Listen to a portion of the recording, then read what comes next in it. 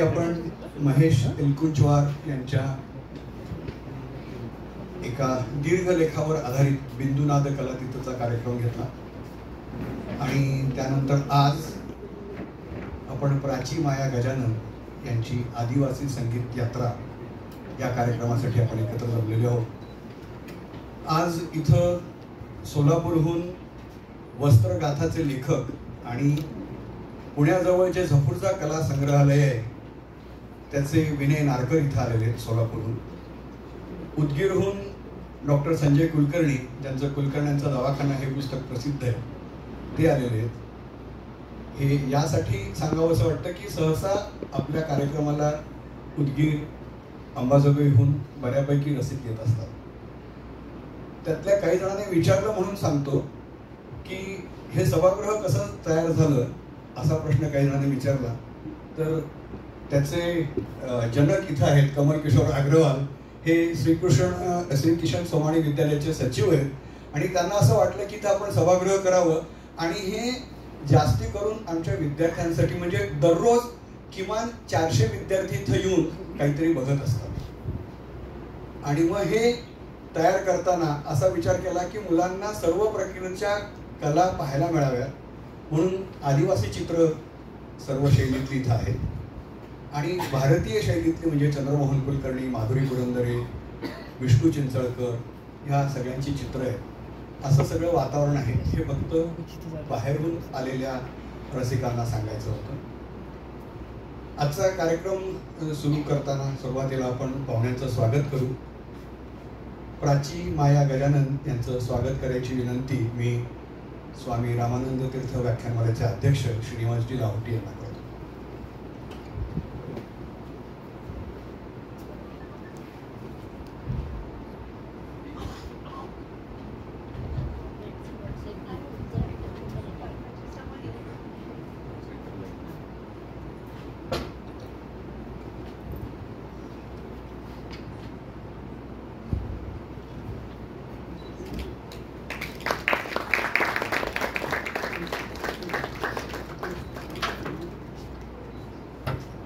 लातूरचे मनमिळावू आणि सर्वात सहजगत्या सामील होणारे डॉक्टर अजय देवरे हे जे आपले डेप्युटी सुप्रिंटेंडेंट ऑफ पोलीस आहेत त्यांचं स्वागत करायची विनंती मी कमल किशोर अग्रवाल यांना।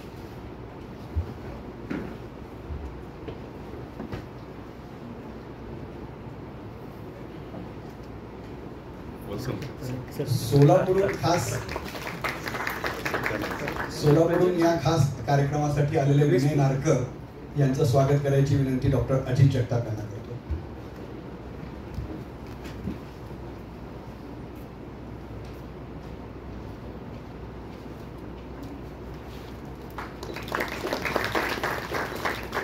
आणि उदगीरहून आलेले डॉक्टर संजय कुलकर्णी यांचं स्वागत लातूर येथील ख्यातनाम साहित्यिक शेषराव मोहिते यांनी करावं अशी मी त्यांना विनंती करतो।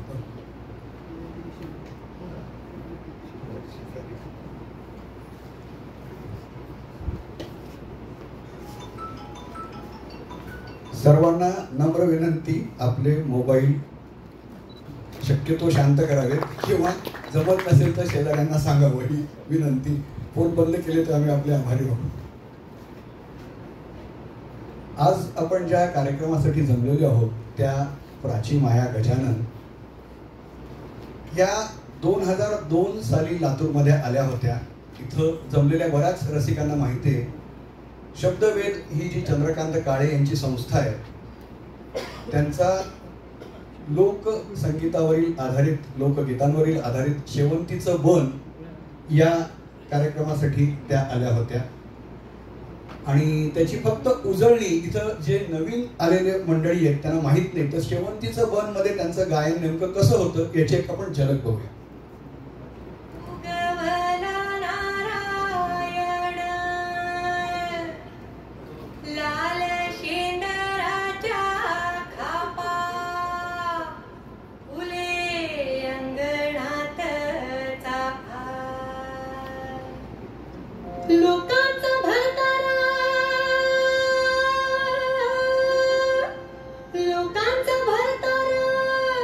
माझ्या अंगणीचा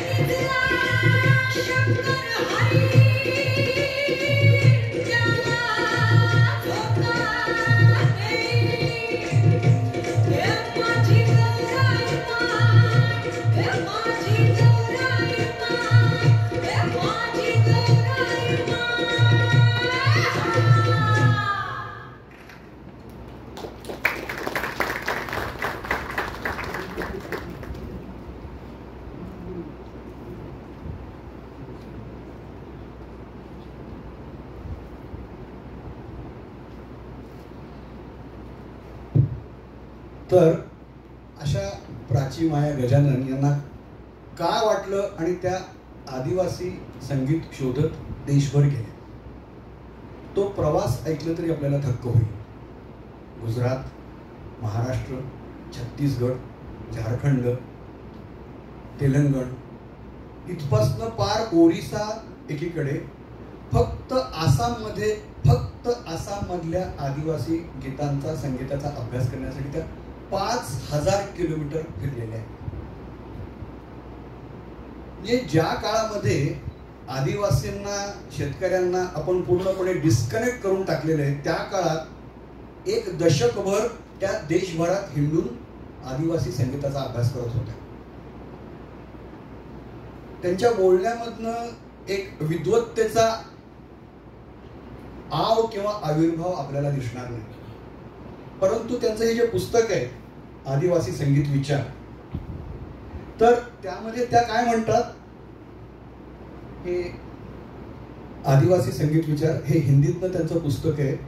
सिमल्याच्या इंडियन इन्स्टिट्यूट ऑफ ॲडव्हान्स स्टडीजनी प्रकाशित केलेलं आहे आणि ज्याची प्रत आपण आता फोटो पाहिला आपल्या राष्ट्रपतींना त्यांच्या संचालकांनी भेट दिली होती. तर अभ्यास फक्त आदिवासी संगीताचा, एकीकडे कुमार गंधर्वजींनी म्हणल्याप्रमाणे शास्त्रीय संगीताचा उगमच लोकसंगीतातनं झालेला आहे. हा अभ्यास आहेच आहे, परंतु त्यांचं जीवन थेट कलेतनं व्यक्त होत असतं. ती कला म्हणजे काय, ती कशी व्यक्त होते आणि ती केवळ सनातन नाही आहे, काळाच्या ओघात ती काय व्यक्त करते याचं एक उदाहरण त्यांनी दिलंय, ते मी तुम्हाला वाचून दाखवतो. कदाचित ते आजच्या याच्यात येईल की नाही माहिती नाही म्हणून, पण दररोजच्या जगण्यातला जो भाव आहे तो कधी सणाचा असेल किंवा उत्सवाचा असेल, त्याचप्रमाणे त्यांच्या ज्या काही दुःख वेदना कशा व्यक्त होतात बघा. या राठवा भील यांच्या गीताचा हिंदीत अनुवाद केलाय, तेवढाच थोडक्यात वाचून दाखवतो. हम रास्ते के इस ओर रहते हैं, हम रास्ते के इस ओर रहते हैं, रास्ते के उस ओर एक बंगले की नींव डाली जा रही है. हम वहां मजदूरी कर रहे हैं, हम वहां जमीन खोद रहे हैं, हम वहां ईंटें रख रहे हैं और वहां मोटी सी धूल उठ रही है. इस सब का क्या काम है हम नहीं जानते, इस सब का क्या काम है हम नहीं जानते. अशा भावना आदिवासी गाण्यातनं व्यक्त होतात. प्राची माया गजानन यांनी देशभर हिंडून आदिवासी संगीत म्हणजे काय, ते का जपलं पाहिजे आणि त्याच्याविषयी लिहिताना अनेकांनी असं म्हणलेलं आहे की आपण हे समजून घेऊन हा जो संस्कृतीतला विसंवाद होत असतानाच्या काळात संवाद घडवण्याचं काम या प्राची माया गजानन यांनी केलेलं आहे. इथून पुढच्या 1.5 ते 2.25 तासात त्या ही यात्रा आपल्याला घडवतील आणि त्यानंतर आपल्याला काही प्रश्न असतील तर आपण जरूर विचार करू शकता. धन्यवाद.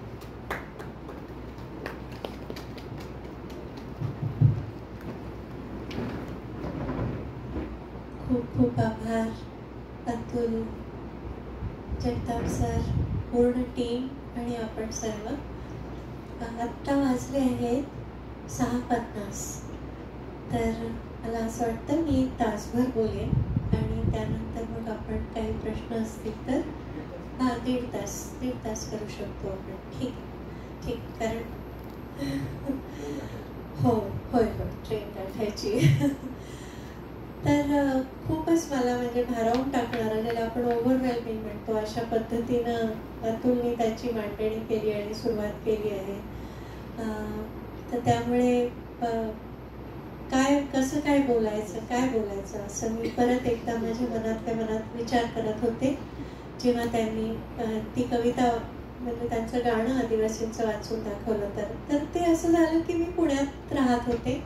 ही एक यात्रा आहे, जसं आपण पाहता आदिवासी संगीत यात्रा. तर त्या यात्रेची कहाणी मी सांगत असते आणि मग त्यात मला काय सापडत गेलं, माझ्या संगीताशी आदिवासी संगीताचा काय संबंध आहे, आदिवासी संगीताची जी वेगवेगळी रूपं माझ्यासमोर आली ती कशी काय उलगडत गेली, ह्या सगळ्या त्यातल्या कथा, त्यातली गाणी, त्यातली वाद्य, त्यातल्या संरचना, त्यातलं मौखिक शास्त्र, या सगळ्या गोष्टी कशा माझ्यासमोर येत गेल्या, ह्या सगळ्यांची एक कहाणी मी या यात्रेची आपल्यासमोर मांडत असते, या आदिवासी संगीत यात्रा या कार्यक्रमातून. आणि त्यात मी मूळ आदिवासींचं संगीत जे आहे ते आधी वाजवत असते आणि मग त्यावर माझं जे काही, माझी जी समज आहे, माझं जे भाष्य आहे ते मी करत असते. तर मी पुण्यात राहत होते, जसं तुम्हाला सांगितलं, ही 2010 सालची गोष्ट आहे. आणि आपल्यापैकी अनेक लोकांनी प्राध्यापक गणेश देवी यांचं नाव ऐकलं असेल. तर ते माझे, कारण मी मूळ बडोद्याची, तर ते माझे प्रोफेसर होते बडोद्याला आणि म्हणजे माझे शिक्षक, माझे गुरु, माझे मेंटॉर, टीचर. तर त्यांनी आदिवासी अकादमी सुरू केली. 1995 साली त्यांनी नोकरी सोडली आणि मग हळूहळू त्यांनी छोटाउदेपूर, तेजगड, हे जे मध्य प्रदेश, महाराष्ट्र आणि गुजरात याच्या बॉर्डरवर आहे, तिथे त्यांनी आदिवासींच्या सोबत, भिल्ल आदिवासींच्या सोबत आदिवासी अकादमी सुरू केली. तर मला तिथे पोचायला 2010 उजाडलं, कारण मी तेव्हा पुण्यात होते, शास्त्रोक्त संगीत शिकत होते, शेवंतीचं बन गात होते आणि काव्य कोथा, गझल शिकत होते, त्याच्यानंतर रवींद्र संगीत गात होते. तर अशा सगळ्या एक सांस्कृतिक पटलावरून मी एकदा अशीच बडोद्याला गेले, कारण माझे आई वडील तिथे होते त्यांना भेटायला. तर देवी सरांना पण मी प्रणाम करायला गेले. तर सर म्हणाले, चल मी तुला आमची आदिवासी अकादमी दाखवतो, 2 तासावरच आहे छोटाउदेपूर. म्हणून मी त्यांच्यासोबत गेले आणि त्या सगळी आदिवासी अकादमी पाहून मी खूप थक्क झाले आणि मला खूप आनंदही होत होता. तर ते म्हणाले की तू आता संगीत करतेस ना, संगीतकार, गायक आहेस, तर तू का ऐकत नाहीस आमच्या आदिवासींची गाणी सुद्धा तू ऐकून बघ. म्हणून मी गेले तिथे आणि तिथे आदिवासी स्वतःचं संगीत रेकॉर्ड करत होते, गात होते, वाजवत होते. तर ते मी ऐकलं आणि मी थोडा वेळ ऐकत राहिले. ते कशा प्रकारचं साधारण संगीत होतं ते मी तुम्हाला ऐकवते. म्हणजे मग मला काय वाटलं ते ऐकून हे मी तुम्हाला सांगणार आहे.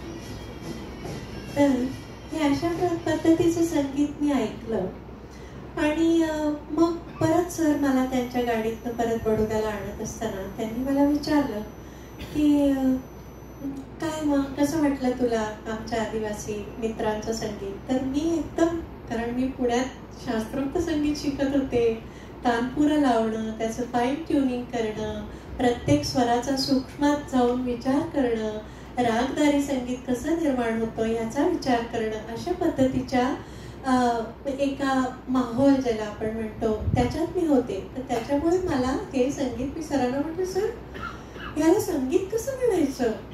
म्हटले किती कर्कश आहे, किती पुन्हा पुन्हा त्याची पुनरावृत्ती होत राहते, सो मोनोटोनस असं मी म्हटलं. म्हटलं किती एकसुरी आहे, कर्कश आहे आणि त्यात काही घडतच नाहीये.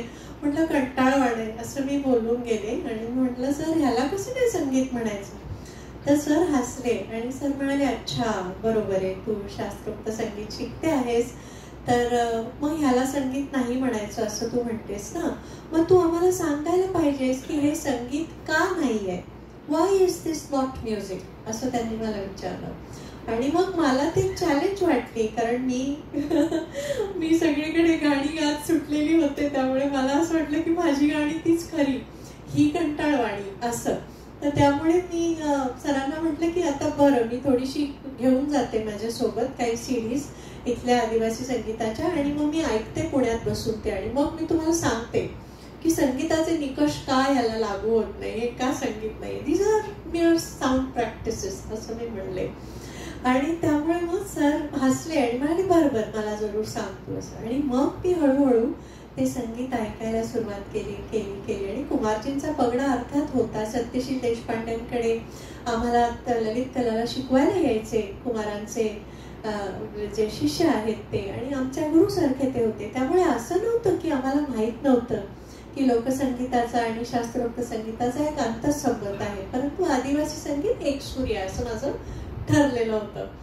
तर त्यामुळे मी जेव्हा हे ऐकायला लागले पुन्हा पुन्हा पुन्हा पुन्हा पुन्हा पुन्हा पुन्हा पुन्हा आणि हळूहळू त्या लूपमध्ये, त्या ट्रान्समध्ये मी अशी ओढली गेल्यासारखं व्हायला लागलं मला. आणि ते स्वर जे आहेत ते हळूहळू स्वच्छ सूर्यप्रकाशासारखे माझ्या समोर यायला लागले आणि मी एकदम थक्क झाले.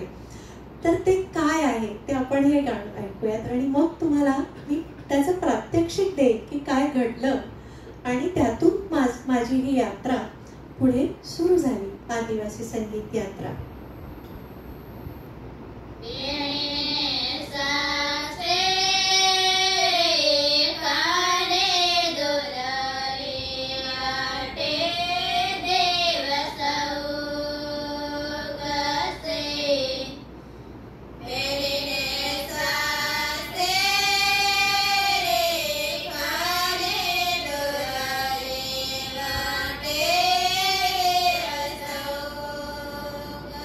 हे गाणं मी ऐकत होते घरी, माझ्या पुण्याच्या घरी बसून पुन्हा पुन्हा ऐकत होते. पेनीने सासे रे गणी दूर रे वाटे दिवस उगसे, असं हे भिली भाषेतलं गाणं आहे. आणि त्यात ही एका बापाची विरहिणी आहे. जरी स्त्रिया ती गात असल्या तरी तो बाप असं म्हणतोय की अगं माझ्या पोरी, तुला मी लग्न करून इतक्या लांब धाडलं आहे की रात्रभर मी जंगलातून रानावनातून चालत राहिलो आणि दुसऱ्या दिवशी सूर्य माझ्या माथ्यावर आला तरी सुद्धा पोरी मी तुझ्या गावी पोहोचू शकणार नाही, इतकी लांब मी तुला आता धाडलं आहे. असं हे एक बापाची विरहिणी, असं हे गाणं माझ्या समोर आलं. बेनीने सासेरी घणी दूर रे. आणि मग ते कसं होतं, त्याची संरचना काय आहे ते मी बघायला लागले. पुन्हा पुन्हा ऐकल्यामुळे आपल्याला सराव होतो ना त्यातलं की काय आहे त्यात त्याची सुरावट काय आहे. तर आता समजा बेनीने सासे रे गणी दूर रे वाटे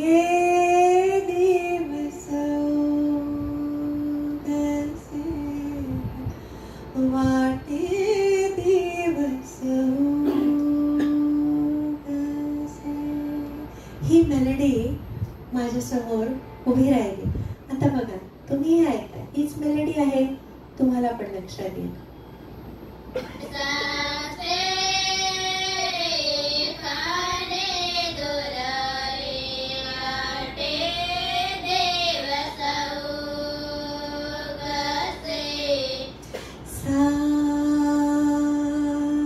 म्हणजे बेस नोटचा विचार करतात कम्युनिटीज, बरोबर. आपण ज्याला आधार स्वर म्हणतो त्याचा विचार करतात. अर्थात ते अलिखित आहे परंतु त्याचा विचार या कम्युनिटीज करतात. ही सर्वप्रथम गोष्ट माझ्या लक्षात आली.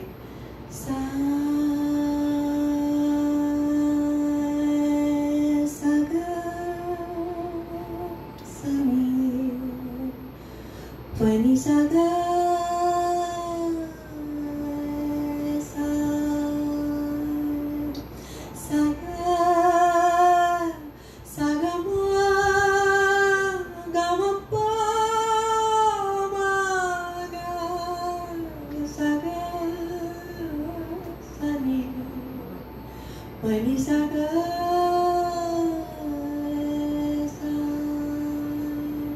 म्हणजे सा ग म प नी, ज्याला नी सा ग म प नी म्हणते त्या सुरावटी यांनी मांडलेल्या आहेत. या पंचस्वरीय सप्तक सा ग म प नी, गंधार आणि निषाद कोमल सापडले आणि हे 5 स्वर आपल्या समोर आले. पंचस्वरीय सप्तक ज्याला पेंटाटॉनिक स्केल असं म्हणतात, ते आपल्या समोर आलं आणि मी म्हटलं की किती उत्स्फूर्तपणे कुठल्याही प्रकारचं ग्रॅमर, कुठल्याही प्रकारची थिअरी, कुठल्याही प्रकारचं शास्त्र शिकवलं न जाता उत्स्फूर्तपणे हे 5 जे बिंदू आहेत, नाद बिंदू आहेत, त्यांना तर माहित नाहीये ना की याला आपण ध्वनी म्हणतो, बरोबर? तर हे 5 नाद बिंदू उत्स्फूर्तपणे नेणिवेतून येऊन माझ्या समोर ठाकले आहेत आणि हे आपल्या रागसंगीताचं मूळ आहे.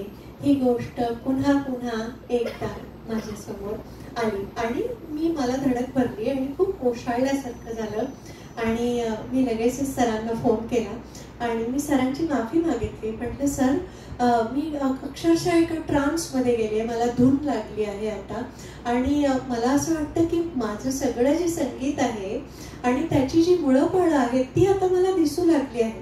अर्थात कम्युनिटीजनी काही ते ध्वनी निर्माण करण्यासाठी म्हणून केलेलं नाही, त्याला तर त्याच्या लेकीला त्यांनी दूर धाडलं आहे ही संवेदना व्यक्त करण्यासाठी, रानावनातून चालत जाताना स्वतःचे श्रम कमी करण्यासाठी म्हणून हे संगीत निर्माण केलंय. आणि म्हणून त्यात कुठलाही अभिनिवेश नाहीये, काही सिद्ध करायचं नाहीये त्यांना. एक आत्ममग्न असं एक अद्भुत विश्व ध्वनींचं ते उभं करतायत माझ्या समोर, हे माझ्या लक्षात आलं. आणि मग सर मला म्हणाले, मग आता हे तुझं ऋण आहे नाही का, तुला असं वाटत, हे तुझं देणं आहे, आता तू ह्याचा अभ्यास केला पाहिजेस प्राची, मग तू गुजरातला येऊन राहा आदिवासी अकादमीमध्ये. आणि मी लगेचच मला सुट्टी लागली तेव्हा मी प्लेन विद्यापीठात शिकवत असेल, आजही मी शिकवते आणि मग काळे काकांबरोबर प्रयोगांना वगैरे जावं लागायचं. तर मी बरोबर 2 महिन्याचा वेळ त्यातनं काढला आणि मग मी आदिवासी अकादमीत जाऊन राहिले आणि मग तिथे माझी आदिवासी बांधवांची जी मैत्री झाली, त्यातून पुढे ही यात्रा सुरू झाली आणि हळूहळू हळूहळू भारत भ्रमण माझं सुरू झालं. पण लक्षात ठेवायचं आहे की आपण आता पेंटाटॉनिकचा विचार करतोय. पेंटाटॉनिक म्हणजे पंचस्वरीय सप्तक, ज्यात 5 आपल्याला हे नादबिंदू दिसले. आता इंटरेस्टिंगली मी तुम्हाला एकदम दुसऱ्या एका एक्स्ट्रीम वर घेऊन जाणार आहे आणि ते कुठे आपण जाणार आहोत तर ईशान्य भारतात जाणार आहोत. आता आपण कुठे होतो? पश्चिम भारतात होतो, भिल्ल आदिवासींकडे होतो आणि आपण हे सागम ओपनिंग पाहिले, बरोबर? आता आपण जाणार आहोत मिसिंग या समूहाकडे. MISING मिसिंग हा समूह ईशान्य भारतात राहतो आणि त्यांचं हे अंदाजे 200-300 वर्ष जुनं एक मंत्रोच्चारासारखं, ज्याला आबांग म्हणतात, ते संगीत आता आपण ऐकूया. मिबू आबांग असं त्याचं नाव, आपण ऐकूया.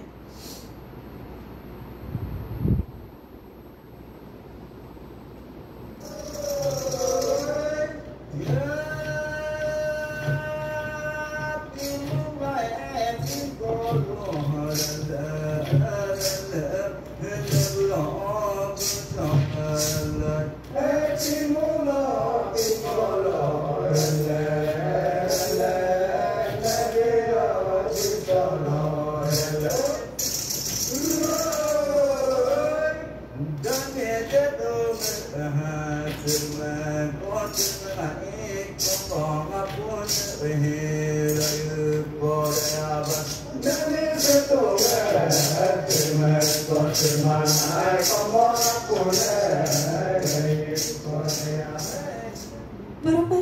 आता तुम्ही गमत बघा, ईशान्येकडच्या ज्या भाषा आहेत त्या अधिकतर नाद भाषा आहेत, बरोबर? आता नाद भाषांमध्ये जसे नाद असतात ना आपल्या आसवंतामध्ये, त्यांचा वापर भाषेमध्ये केला जातोय. आता हे कसं गातायत?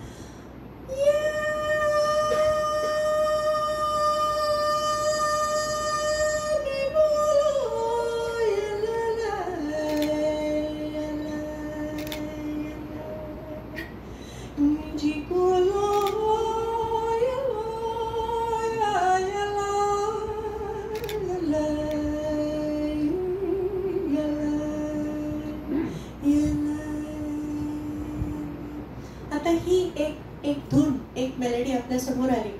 आता परत, कारण मी थोडंफार शास्त्रीय संगीत शिकलेले असल्यामुळे मी माझ्या चष्म्यातून त्याच्याकडे बघते. आता हे चूक का बरोबर हे आपण नंतर याचा विचार करणार आहोत. की असं बघणं योग्य आहे का नाही. परंतु कधी कधी कसं होतं की इंग्रजी भाषा शिकताना सुद्धा मला मराठीचा आधार घेत घेत इंग्रजी शिकावं लागतं, बरोबर ना. तसं आदिवासी संगीत समजून घेताना माझ्याकडे हे सारेगम पधनिसा हे माझं एक ज्याला आपण म्हणू की भांडवल होतं माझ्याकडे, आणि त्या भांडवलाच्या आधारे मी हे संगीत उलगडून पाहत होते. तर बघा,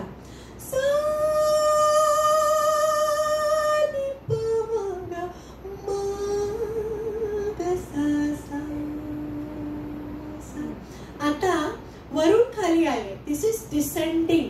तुम्ही पाहिलं तर ईशान्य भारतात जे समूह राहतात त्यांचा संबंध साऊथ ईस्ट एशियन कम्युनिटीजची आहे. आणि साऊथ ईस्ट एशियन धुना जर तुम्ही ऐकल्या, त्या मेलेडीज ऐकल्या, तुम्ही चायना, बर्मा, तिबेट या सगळ्या मेलेडीज तुम्ही ऐकल्या, तर तुम्ही पाहाल तर अवरोही कायम त्या अवरोही असतात आणि त्याच्याशीच त्यांची नाळ जोडली गेलेली असल्यामुळे ते अवरोही सप्तकात गात आहेत.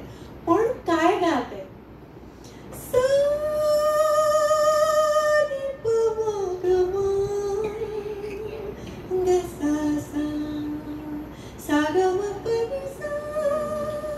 पुन्हा सा ग म प नी सा, पुन्हा तोच गंधार आणि विशाल कोमल जे इकडे नी नी नी सा से रे गडी दूर रे वाटे दिवस सा ग म प नी सा, आणि तिकडे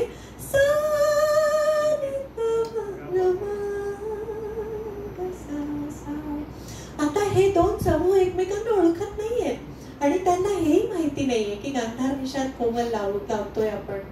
आणि आपण धानी नावाच्या सप्तकाची, पंचस्वरीय सप्तकाची निर्मिती करत आहोत की ज्याच्यावर पुढे शास्त्रकार त्याच्यावर बसून त्यातनं शास्त्र निर्माण करणार आहेत आणि त्याला धानी हे त्याचं नामकरण करणार आहेत, हे त्यांना माहित नाहीये. मग हे असं का होतं की पूर्णपणे जगभरात तुम्ही हिंडलात आणि तुम्ही ॲबोरिजिनल्स पाहिले, याच्यामध्ये ऑस्ट्रेलिया, आफ्रिकन कम्युनिटीज पाहिल्या, त्यानंतर माओरीज पाहिले, न्यूझीलंडचे रेड इंडियन्स पाहिले, अमेरिकेतले किंवा आपल्याकडच्या सर्व द्रविडियन कम्युनिटीज पाहिल्या, मोंगोलाइट, ऑस्ट्रोलाइट, वरच्या नॉर्थ इंडियन कम्युनिटीज पाहिल्या. सगळीकडे तुम्हाला पंचस्वरीय सप्तक सापडतं. पंचस्वरीय सप्तक याचा अर्थ की नेहमी सागमपनी नाही, असंख्य प्रकारचे पॅन्टाज आपल्याकडे आहेत. कधी कधी सारे गपध होईल, कधी कधी सारे मपध होईल, कधी कधी सारे मपनी होईल, कधी कधी सागमपनी होईल. अशा विविध पद्धतीचे पॅन्टा आपल्याला सापडतात. म्हणजेच ह्यालाच आमचे रानडे सर, अशोकदा रानडे आमचे गुरुजी, ते म्हणायचे मल्टी जेनेसिस ऑफ आयडियाज, की असं होतं की मनुष्याचा मेंदू अशा पद्धतीने उत्क्रांत झालेला असतो की ज्याच्यात एकमेकांना न ओळखणारे समूह सुद्धा विशिष्ट प्रकारचं ज्याच्यात सारखेपण आहे असं संगीत निर्माण करतात. परंतु त्याचं उत्तर मला अजून नेमकं उत्तर मिळालं सायकोएकॉस्टिक्स या विद्याशाखेमध्ये. सायकोएकॉस्टिक्स म्हणजे काय? आपल्या मानवी मनाचा जो ध्वनीशी संबंध आहे त्याचा अभ्यास करणारी ही शाखा आहे. आणि ते काय म्हणतात की या 5 स्वरांमध्ये जो अंतःसंबंध आहे, जो रेशो आहे, तो माणसाचा मेंदू फार पटकन पकडतो आणि त्याचं पुनरुत्पादन करतो. म्हणजे काय तर आपल्या आसमंतामध्ये वेगवेगळ्या प्रकारचे जे ध्वनी असतात त्याचं विश्लेषण करून मानवी मेंदू हे 5 बरोबर निर्माण करतो. आणि म्हणून हे मानवी एक प्रकारचे एक युनिव्हर्सल ट्रूथ ज्याला आपण म्हणू असं असल्यामुळे ते समूह एकमेकांना जरी ओळखत नसले तरी सुद्धा ते अशा पद्धतीचा पॅन्टा निर्माण करत आहेत. परंतु गंमत कशी, त्यांचं सांस्कृतिक भौगोलिक अस्तित्व वेगळं असल्यामुळे त्याचं जे उच्चारण आहे, त्याचं जे एक्सप्रेशन, त्याची जी अभिव्यक्ती आहे ती बदलते. आणि म्हणून तुमच्या पटकन लक्षात येत नाही की विभू आबा हे जे वरून अवरोही पॅन्टा गात आहेत, धानी गात आहेत, आणि इकडचे भिल्ल जे आहेत ते आरोही सागमपनी गात आहेत, कारण त्यांचा सांस्कृतिक आणि भौगोलिक परिवेश जो आहे तो पूर्णपणे वेगळा आहे, त्यांच्या भाषा वेगळ्या आहेत. आणि त्यामुळे हा बदल झालेला आपल्याला दिसतो. म्हणून मी आता पुढे गेले. आता आपण बघूया की सेंट्रल इंडिया हा अजूनच जास्त गुंतागुंतीचा पट्टा आहे. का? बस्तर. मी बस्तरमध्ये होते तेव्हाच्या खूप गमतीशीर गोष्टी आहेत की मला जवळजवळ 30 ते 40 गोंड आदिवासी भेटायला येणार होते. अंतागड नावाच्या एका छोट्या गावात. कांकेर डिस्ट्रिक्ट आहे, तिथून मला पुढे जायचं होतं. रायपूर, कांकेर, कांकेर अंतागड, अंतागड जगदलपूर, जगदलपूर दंतेवाडा, असं माझं ते पूर्ण ठरलेलं होतं छत्तीसगडमध्ये. आणि अचानक 2012ची ही गोष्ट आहे की अचानक तिथे एका इटालियन, दंतेवाडाच्या जंगलात एका इटालियन जर्नलिस्टचं अपहरण झालं. ते नक्षलाईट पूर्ण तो एरिया आहे, तर तिथे त्यांनी त्याचं अपहरण केलं. आणि त्यामुळे माझे जे गोंडी आदिवासी मला भेटायला येणार होते त्यांच्याकडे काही तेव्हा मोबाईल्स वगैरे नव्हते. ते तिथे येऊन स्वतःचं कामधाम सोडून, त्या दिवशीची मजुरी सोडून फक्त माझ्यासाठी गाणी म्हणण्यासाठी म्हणून ते येऊन तिथे थांबणार होते. आता मला रायपूरमध्ये असं झालं की रायपूरमध्ये मला सांगण्यात आलं की खूप धोका आहे, तू आत्ता तिथे जाणं हा खूप मोठा धोका आहे. पाखरं सुद्धा आलेत बघा आदिवासी संगीत ऐकायला. तर तू आता तिथे जाणं खूप मोठा धोका आहे. तर मी म्हटलं पण ते 30-40 आदिवासी फक्त माझ्यासाठी येणार आहेत, त्यामुळे मी जीव मुठीत धरून का होईना तिथे पोहोचले. आणि त्यांचे आदिवासी गुरु शेरसिंग आचला तिथे थांबले होते आणि माझ्या स्वागतासाठी. आणि मी एकदम गेले, त्यांच्या पाया पडले. सरांनी मला देवी सरांनी मला नेहमी म्हटलं होतं की एक भिक्षू बनून तू जायचं आहेस. तू काही तिथे डिमांड करायचं नाहीये की माझ्यासाठी हे गा, मला आता हे रेकॉर्ड करून द्या, बिलकुल नाही. भिक्षू बनून जायचं. त्यांची जी इच्छा असेल ते तुझ्यासाठी गातील आणि ते तू आपल्याला जी भिक्षा मिळाली आहे हा आनंद मारून ठेवायचा. तर मी शेरसिंग साहेबांना सांगितलं की सर मी खूप घाबरलेली आहे, मी इथे कशी काय पोचले या जंगलात, माझं मला माहिती आहे. तर ते हसले, मला म्हणाले माझं नाव काय आहे ग पोरी? तर मी म्हटलं तुमचं नाव शेरसिंग. तर मला म्हणाले शेर से मिलना है तो जंगल तो आना पडेगा. आणि तर त्यामुळे मग मला धीर आला आणि मी म्हटलं की खरं आहे हे, जर आपल्याला आदिवासींना भेटायचं असेल तर आदिवासींच्या गावात आपल्याला गेलं पाहिजे ना. आणि मग तिथे गोंडी आदिवासींनी माझ्यासाठी गायला सुरुवात केली. तर पॅन्टाचा जो दुवा आहे तो आपण पकडून ठेवूयात, कारण हे संगीताचा विचार आहे ना, आदिवासी संगीत यात्रा आहे, त्यामुळे मधून मधून या कथा येतील, परंतु पुन्हा आपण संगीताकडे जाऊ आणि ऐकूया.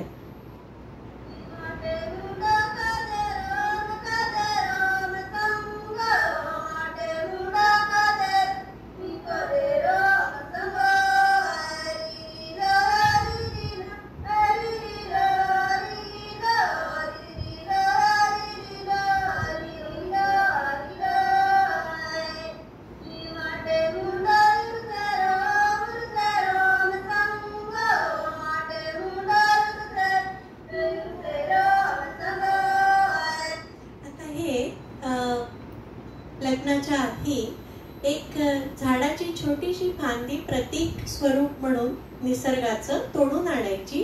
तर तसं ते गाणं आहे. मुंडो म्हणजे ती फांदी.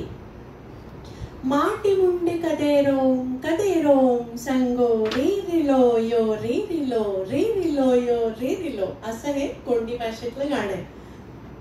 तर वारंवार आता आपण पॅन्टाचा विचार करतोय, आपल्याकडे पंचस्वरीय सप्तक सगळीकडे आपल्याला दिसतंय, त्याचा आपण विचार करतोय. तर इथे कसं काय ते आहे ह्याचा मी बघायला लागले जेव्हा रेकॉर्डिंग केल्यानंतर.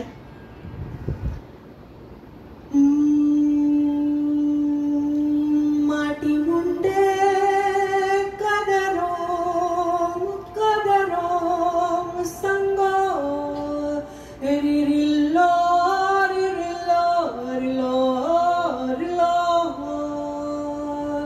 अशी ही रचना आहे, बरोबर. तर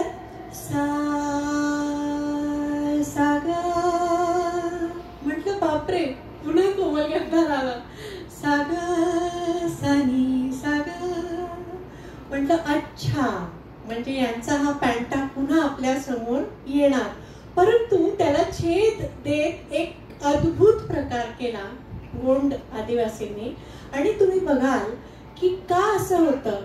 बस्तरमध्ये तुम्ही पाहिलं तर बस्तरमध्ये एक कॉम्प्लेक्स क्लस्टर ज्याला आपण म्हणतो की ईशान्य भारताकडचे पूर्व भारताकडचे, त्यानंतर उत्तर भारताकडचे, पश्चिम भारताकडचे, दक्षिण भारताकडचे सर्व प्रकारचे समूह आहेत आणि स्थिरावले आहेत येऊन, आणि त्यांचा एक विशिष्ट संकर मेळ, आणि त्यामुळे यात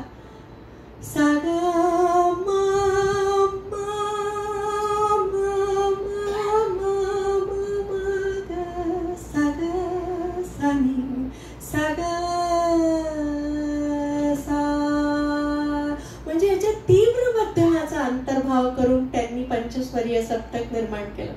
पंचमापर्यंत न जाता तीव्र मध्यम आला, आणि ते इतकं अद्भुत आहे आणि इतकं अंगावर येणारं, इतकं गुंतागुंतीचं संगीत आहे हे माझ्या लक्षात आलं.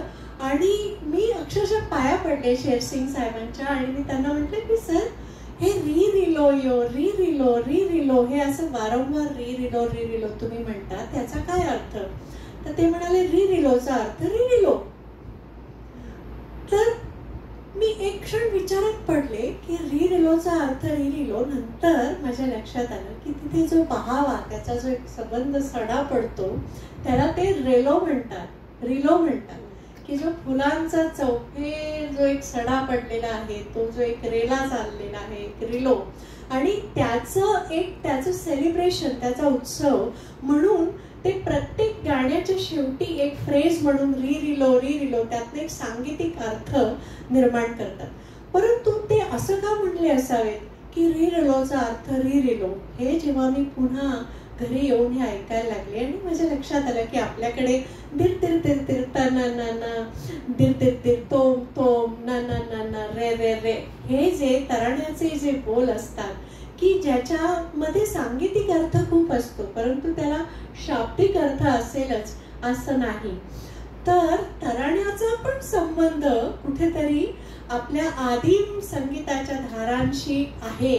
आणि म्हणून जेव्हा मग तुम्ही 6व्या शतकामध्ये मत्तंग ऋषींनी बृहद्देशीयमध्ये ही मांडणी केली, देशीय आणि मार्गीय संगीत, की या सगळ्या ज्या देशीय धारा आहेत, ह्या सगळ्या समूहांचं हे जे संगीत आहे, त्यातून प्रेरणा घेऊन ऋषीमुनी शास्त्रकार बसतात, त्याचं शास्त्र रचतात, त्याला त्याचं नामकरण करतात, आणि राग त्यातनं निर्माण करतात, ताल त्यातनं निर्माण करतात, आणि त्याला मार्गीय संगीत असं म्हणतात.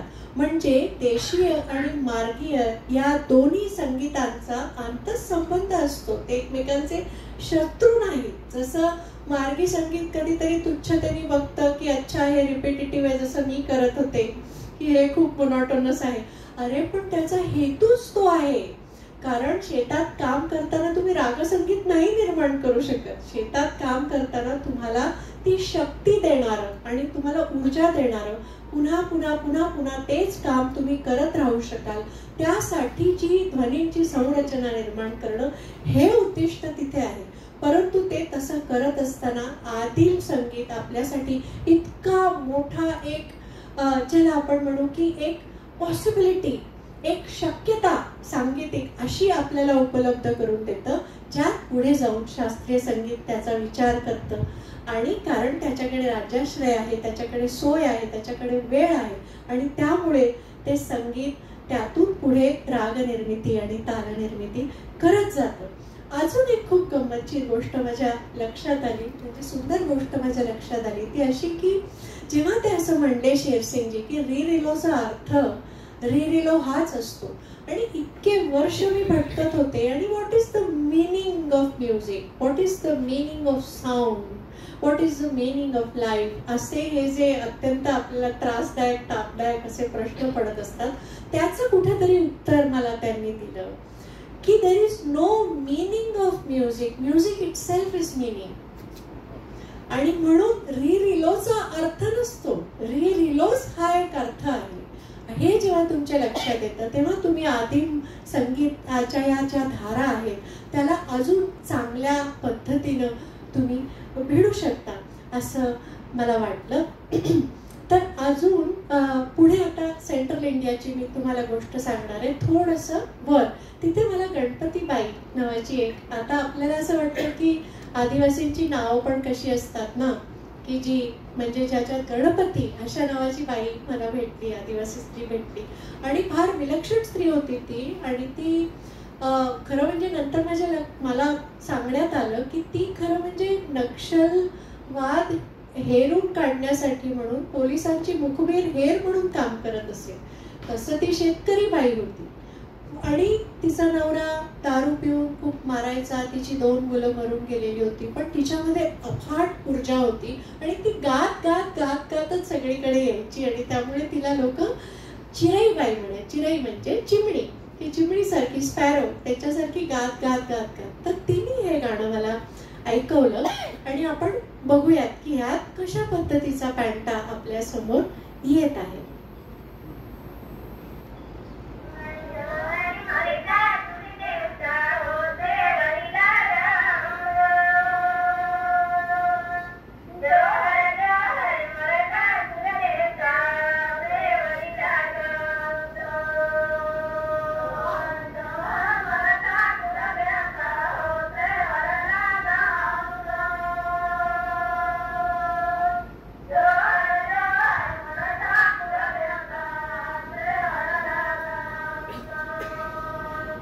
जोहर जोहर मोर ठाकुर देवताओ सेवरी लागो तो.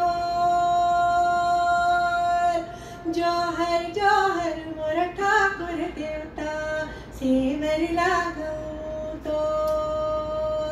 अशा पद्धतीचं द सारी गरे गरे सा सा सा सारी, द सारी गरे गरे सा सा सा म्हणजे सारे ग प ध. आता इथे बदललं आणि असं जरुरी नाहीये प्रत्येक वेळेला की फक्त 5 स्वरांचा विचार करते. मी एक तुमच्या समोर एक मॉडेल ठेवायचा प्रयत्न करते ना, ते शास्त्र उलगडून सांगण्याचा प्रयत्न करते की आपल्याला असं वाटतं की आदिम धारांचं शास्त्र नाहीये, पण ते तसं नाहीये. ते मौखिकतेमध्ये आहे, अलिखित आहे. म्हणून हा एक भ्रम आपल्यासारख्या शहर निवासी, नगर निवासी लोकांना होतो की आदिम संगीताचं काही शास्त्र नाहीये, पण ते तसं नाहीये इथे पण. आणि तुम्ही पाहिलं तर खूप कठीण आहे. 2 आणि 3चा विचार जसा 2 आणि 3 मिळून 5 होतात, तर लयीमध्ये पण 2 आणि 3चा विचार केलाय. कसा केलाय तो बघूया. जोहर मोर ठाकुर देवता सेवरी लागो तो. जोहर जोहर मोर ठाकुर देवता सेवरी लागो तो. आपल्या ठाकूर देवता म्हणजे त्यांचा जो ट्रायबल लॉर्ड आहे त्याच्या सेवेमध्ये मी हजर आहे असं ती म्हणते आहे. तर टक टक्की टक टक टक्की टक टक टक्की टक. आता हे 1 2 1 2 3 1 2 1 2 3 म्हणजे हे असे 5 5 5 5 ह्याचा निभाव करणं तुम्हाला माहिती आहे सर, शास्त्रोक्त संगीतात पण किती कठीण असतं आपल्यासाठी हा 5 5चा निभाव करणं. तर ते इतक्या सहजतेने करतात. म्हणून अजून एक सूत्र माझ्या समोर आलं की सिंपल इज नॉट इझी. म्हणजे आपण एखादी गोष्ट सिंपल आहे म्हणून त्याच्याकडे we look down upon it की हा हे काय इझी आहे. पण जेव्हा तुम्ही त्या वेबमध्ये, त्या वर्तुळात, त्या मंडलात जेव्हा तुम्ही शिरता आणि तेव्हा तुमच्या लक्षात येतं की हे किती गुंतागुंतीचे, किती ऑर्गॅनिक आहे, किती सेंद्रिय आहे. आणि त्यामुळेच ते समूहात राहणाऱ्या व्यक्तींना ते जितकं सहजतेने निर्माण करता येतं तितकं ते बाहेर असलेल्या व्यक्तींना करता येत नाही. तर ह्या नोटवर जेव्हा आपण आता हळूच कधी कधी आपल्याला 4 स्वर सापडतात, कधी 5, कधी 7, कधी 6, कधी 3, अशा वेगवेगळ्या पद्धतीचे आपल्याला स्वर सापडतात. पण आज आपला जो केस स्टडी आहे, कारण 1.5 तासात काही आपण संबंधशास्त्र तर उलगडू शकत नाही, तर केस स्टडी म्हणून आपण पॅन्टाचा विचार करतोय. त्यामुळे असा गैरसमज आपण करू नये की अच्छा आदिवासी संगीत म्हणजे 5 स्वरांचं संगीत, तसं नाहीये. पण हळूच आता आपण जसं गणपतीने आपल्या समोर तक्क तक्कीट तक्क तक्कीट हे उलगडलं ना, तर आपण हळूच आता लयीचा पण किती गुंतागुंतीचा, आपण स्वराचा आतापर्यंत विचार करत होतो, तर लयीचा पण किती गुंतागुंतीचा विचार करतात आदिवासी समूह, ते आपण बघूया. तर आपण आता एकदम जाऊयात ईशान्येकडे परत. मेघालया आणि आसामच्या बॉर्डरवर डिमासा म्हणून हे जे समूह आहेत, मोंगोलाइट समूह आहेत, तर त्यांचं हे आपण ऐकूयात आणि आपण प्रयत्न करून बघूयात की आपल्याला कळतंय का किती मात्रा आहेत.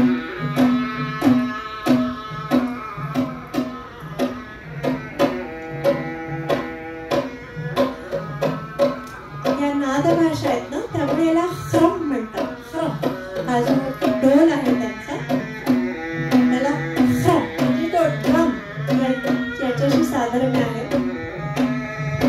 तुम्ही पाहिलं तर बघा, यात गीतम वाद्यम तथा नृत्यम तिन्ही गोष्टी दिसतात. म्हणजे ही व्याख्या सुद्धा शारंगदेवांना आपल्या आसपास नाचणारे गाणारे समूह पाहूनच सुचली आहे. आणि मुरी वाजवतायत ते, जे स्वरवाद्य आहे ती मुरली म्हणजे मुरी, मुरी नाव आहे त्याचं. आता दिसेल आपल्याला मुरी. हा, हे जे आहे ते मुरी वाजवतात. सवंत रात्र रात्र दिवस दिवस या मंडलात या वर्तुळात हे असतात. यातून एक खूप अद्भुत गोष्ट आपल्याला समजते, ती अशी की ओरल हिस्ट्रीमधून आपल्याला त्या त्या समूहाचा इतिहास शोधून काढता येतो, त्यांच्या नर्तनातून, गायनातून, वादनातून. म्हणजे कसं, तुम्ही पाहिलं की हंटर गॅदरर जे लोक होते त्यांना नेहमी पशूंपासून आणि बाकीच्या जंगलातल्या भयांपासून स्वतःचं रक्षण करण्यासाठी एक गोलाकार करून मग मध्ये आग पेटवून एकमेकांचे हात घट्ट धरून गोलाकार नृत्य करायची त्यांना आवश्यकता होती. परंतु जेव्हा ॲग्रेरियन, जेव्हा आपण म्हणतो की शेतीचा शोध झाला आणि समूह शेती करू लागले आणि त्यासाठी नर्तन आणि गायन करू लागले, तर तुम्ही पाहाल की जे समूह असे सरळ रेषेत उभे राहतात आणि खाली वागतात वर वागतात, खाली वागतात वर वागतात, गाताना सुद्धा त्या पद्धतीचं गातात की जेव्हा तुमच्या लक्षात येईल की अच्छा हे शेतात काम चालू आहे बरं. म्हणून तुम्ही त्यांच्या नर्तनावरून, गायनावरून पण त्यांची ओरल हिस्ट्री तुम्ही ट्रेस करू शकता की काय असेल या समूहाचा इतिहास. तर आपण बघू शकतो की डिमासा नंतर हळूहळू जसं जसं शेती जास्त माणूस प्रगत होत गेला, पुष्कळ आदिवासी नंतर शेतीच करणारे शेतकरी समाज झाले. परंतु जर त्यांच्या नर्तनामध्ये हे गोलाकार वारंवार येत असेल तर आपण समजून घ्यायला पाहिजे की हे समूह निश्चितपणे हंटर गॅदररच होते. तर आता ह्याच्यामध्ये काय वादन काय करतायत ते त्याच्याकडे परत येऊयात आपण.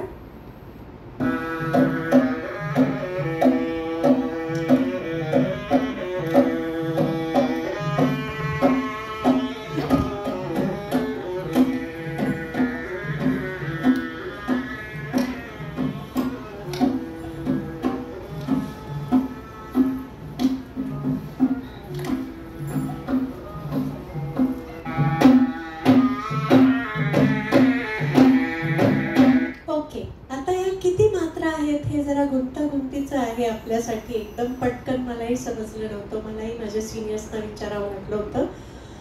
तर धरूयात आपण 8 मात्रा वाजवत आहेत. आता आपल्याकडे जर आपल्याला 8 मात्रा वाजवायच्या असतील तर आपण कशा वाजवणार?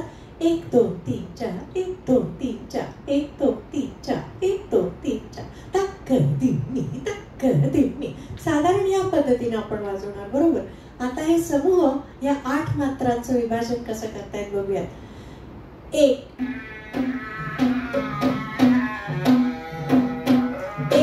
2 3 4 5 1 2 3 4 1 2 3 4 5 1 2 1 2 3 4 5 1 2 1 2 3 4 1 2 म्हणजे 5.5 आणि 2.5. किती अद्भुत आहे हे, आणि किती गुंतागुंतीचं आहे आणि किती कठीण आहे. आणि एखादा माणूस बाहेरून, माझ्यासारखा माणूस की जो पटकन देवी सरांना, माझ्या गुरुला बोलून गेला की किती एकसुरी आहे हे आणि किती हे म्हणजे काय आहे, याला कशाला आपण संगीत म्हणतो. आणि ज्या वेळेला अशा पद्धतीचं तुमच्या समोर ते उलगडत जातं स्वतःचे पदर, अतिशय गुंतागुंतीचे पदर, तेव्हा थक्क व्हायला होतं की हे किती किती कठीण आहे. आणि तुम्ही विचार करा, 5.5 आणि 2.5 असा विचार ते करत आहेत. आता ह्यात सुद्धा एक गोम त्याची अशी आहे की खूप सरळ असं साधं ठेवलं ना तर कधी कधी तुम्हाला पशूंना एक प्रकारचा एक दणका देऊन, त्यांना डचकवून, त्यांना लांब ठेवणं, अशा विविध पद्धती, एक चमत्कृती त्याच्यामध्ये आणणं गरजेचं असतं, स्वरांमध्ये आणि लयीमध्ये सुद्धा.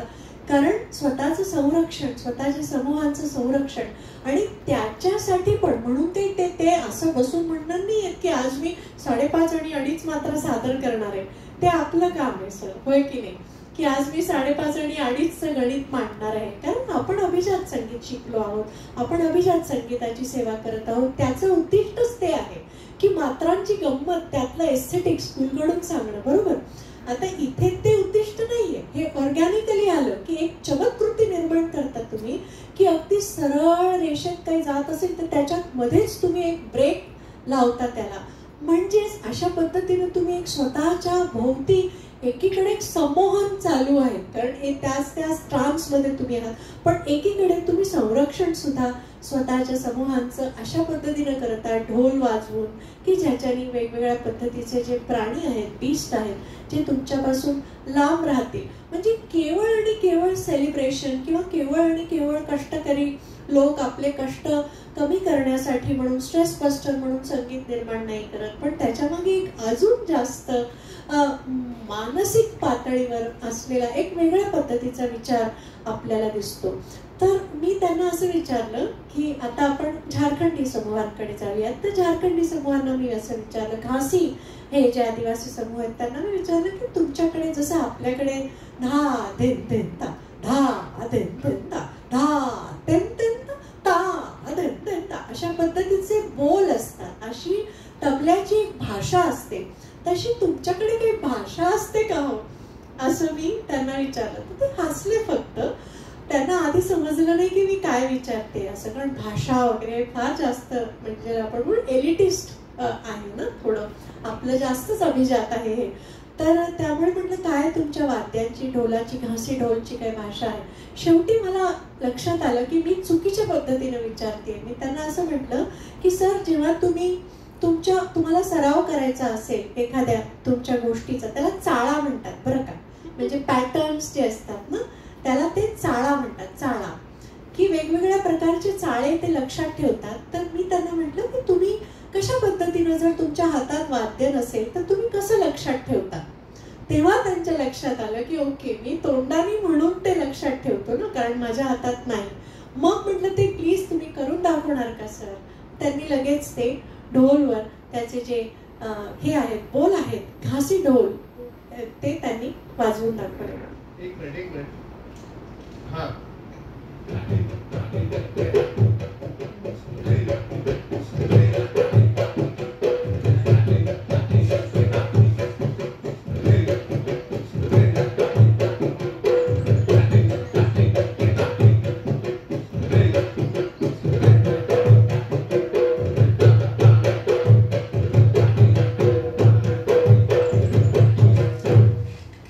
पाहिलं ना, घे ना घे ना ता, घे ना घे ना घे ता, घे घे घे घे ना घे ना. म्हणजे हे ते पूर्णपणे त्याची भाषा विकसित झालेली आहे. आणि हे आपल्याला माहित नाही म्हणून आपल्याला असं वाटतं की अच्छा या संगीताचं काही शास्त्र नाही. तर इंटरेस्टिंगली या लर्निंग ट्रेडिशन्स आहेत, आपल्यासारख्या टीचिंग ट्रेडिशन्स नाही आहेत. यात काय फरक आहे मी तुम्हाला सांगते की टीचिंग ट्रेडिशन्स म्हणजे आपण आपल्या मुलांना शिकवतो, शिकवून सोडतो की हे असं करायचं, हे असं करायचं. ते तसं नाहीये. तिथे it is a learning tradition की आपल्या मांडीवरच मूल बसलेलं आहे आणि एक ढोल वादक पूर्णपणे कुठलं लाकूड कधी कापायचं, किती सेंटीमीटरनी कापायचं, त्याच्यावर कुठल्या प्राण्याचं कातडं बांधायचं, त्यानंतर त्याचे चाळे कसे तयार करायचे, तो ढोल सर्व ऋतूंमध्ये वाजेल अशा पद्धतीनं कसं त्याचं जतन करायचं आणि आपल्या पुढच्या पिढीपर्यंत ते जे ज्ञान आहे ते तळपदी ज्ञान कसं पोहोचवायचं, हे सगळं तो अतिशय स्वाभाविक पद्धतीनं करत असतो. आणि त्याच्या अवतीभोवती रांगणारा मूल ते शिकत असतं, ऑटोमॅटिकली ते शिकत असतं, बघून बसून मांडीवर त्याच्या बरोबर जंगलात जाऊन ते शिकत असतं. आणि त्यामुळे these are the learning traditions. Adivasi traditions are the learning traditions and not the teaching traditions. असं माझ्या ह्या विविध पद्धतीच्या समूहांबरोबर राहिल्यावर लक्षात आलं. तर तसंच तेच सौंदर्य मला वाटतं की नर्तनामध्ये पण ते ठेवतात. आणि पुन्हा एकदा आपण जे बघतो की गीतम वाद्यम तथा नृत्यम त्रयम संगीतम उच्चते, हे जे शारंगदेवांनी 13व्या शतकात लिहिलं संगीत रत्नाकरात, त्याचा उगम कुठेतरी परत ह्या आदिम समूहांमध्ये आहे. हे आपण ही होनवाल कोसारी, हे जे 3 आजोबा मला भेटले, थोडा साऊंड ह्याचा करावा लागेल. आता यात अजून एक खूप इंट्रिगिंग गोष्ट आहे या व्हिज्युअल मध्ये, तुम्ही पण ते बघा. आता हे जे आजोबा आहेत ना, हे 2013 मध्ये भेटलेले आजोबा आहेत. हे 70 वर्षाचे होते, हे 80 वर्षाचे आणि हे 90 वर्षाचे.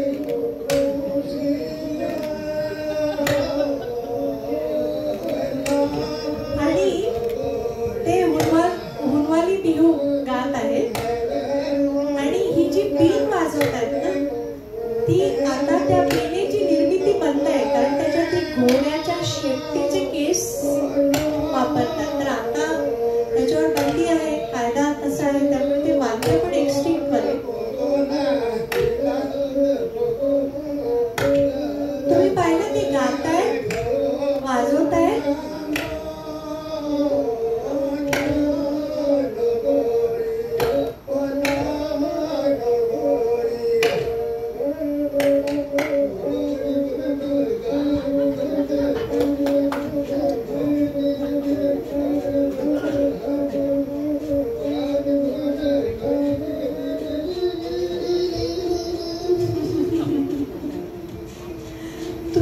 बघितलं जर तर हे सगळं व्हिज्युअल, आपण काही एथनोग्राफर, काही फिल्म मेकर नाहीये. म्हणजे जो डॉक्युमेंटलिस्ट आहे, जो दस्तावेजीकरण करणारा माणूस आहे माझ्यासारखा, तो काही फिल्म मेकर नाहीये. त्याला जो परिवेश मिळेल त्याच्यात त्याला ते दस्तावेज करायचा असतो.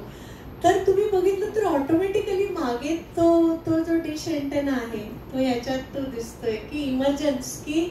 आणि दिस इज द डीके, म्हणजे कम्प्लिटली हे दे आर डीकेइंग. सगळेजण म्हातारे आहेत. आता 2013 मध्ये मला हे 90 वर्षाचे आजोबा भेटले, ते आता आज असतीलच असं नाही मला, कारण मी एकदा परत मी जाऊ शकत नाही. म्हणजे ते म्हणतात ना की तो जो एक आपल्या पुराण कथांमध्ये जो एक शापित प्रवासी असतो, की त्याला असा शाप असतो की मागे वळून तू बघणार नाही, जर मागे वळून पाहिलंस तर तुझा प्रवास थांबेल. तर तसं माझं आहे की मी एकदा त्यांना भेटले, त्यांचा दस्तावेज केला, पण आता परत मी मागे वळून बघू शकत नाही, कारण मला आता पुढे अजून इतका महाकाय जटिल देश आहे. 400 समूह, 450 समूह आहेत अजूनही जिवंत. बाकीचे सगळे समूह विलीन होऊन गेले. जसं तुम्ही आता ते नवीन त्यांचं गाणं जे आहे ते तुम्ही ऐकलं, ते विलीन होऊन गेले मुख्य प्रवाहामध्ये, पण अजूनही 450 आहे.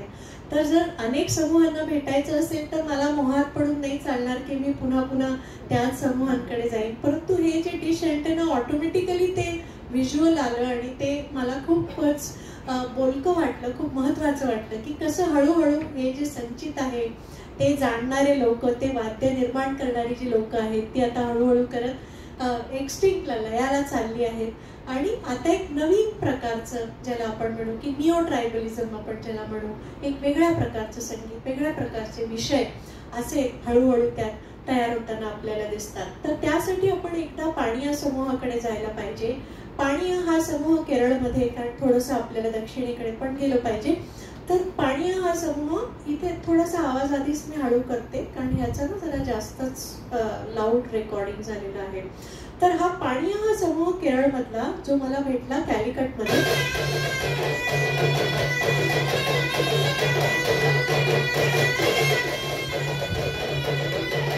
ही जी आहे ती थुडी म्हणतात त्याला. हे जे परकशन इन्स्ट्रुमेंट आहे, तालवाद्य, थुडी, आणि याला म्हणतात कजाल. ते ज्या प्रदेशात राहतात त्याच प्रदेशाचं लाकूड वापरून. आता हा जो पाणिया समूह आहे, अतिशय गुंतागुंतीचे स्वर आहेत. आता हे ट्रायटॉनिक आहेत सर, पाहिलं तुम्ही तर फक्त 3 किंवा 4 स्वर वापरतायत. हे पॅन्टामध्ये पण गेले नाही, हे एक प्रोसेशन म्युझिक आहे त्यांचं. त्यांना मी म्हटलं की पाणिया याचा अर्थ काय हो? तर ते म्हणाले पाणिया म्हणजे मजूर. तर मी म्हटलं की एखादा समूह स्वतःचं नाव मजूर असं कसं काय ठेवू शकतो? तर याची हिस्ट्री बघायला लागले मी आणि मग माझ्या लक्षात आलं की आदिवासी म्हणजे ट्रायबल टू आदिवासी ही जी एक पूर्ण जर्नी आहे, पॉलिटिकल सोशल त्याच्यामधला रिफ्ट आहे. तर ह्या सगळ्यांच्या भोवती असलेला निसर्ग ओरबाडून घेण्यासाठी ब्रिटिश लोकांनी त्यांच्या जंगलात आदिवासी समूहांनाच गुलाम बनवून ती जंगलं तोडायला लावली. आणि तुम्ही युनिव्हर्सिटी ऑफ येल युनिव्हर्सिटी आपल्या इथे बसलेल्या प्रत्येकाला माहिती आहे की अमेरिकेतली खूप मोठी युनिव्हर्सिटी आहे आज. तर हा येल कोण बरं? तर हा येल ऍक्च्युली एक ब्रिटिश ब्युरोक्रॅट होता आणि त्याला जंगल कटिंगचं कॉन्ट्रॅक्ट दिलं होतं ब्रिटिशांनी. आणि तो हे सगळं लाकूड त्यांनी कापून घेतलं ह्या समूहांकडनं आणि हळूहळू हे समूह असं मानायला लागले की आपण गुलामच आहोत.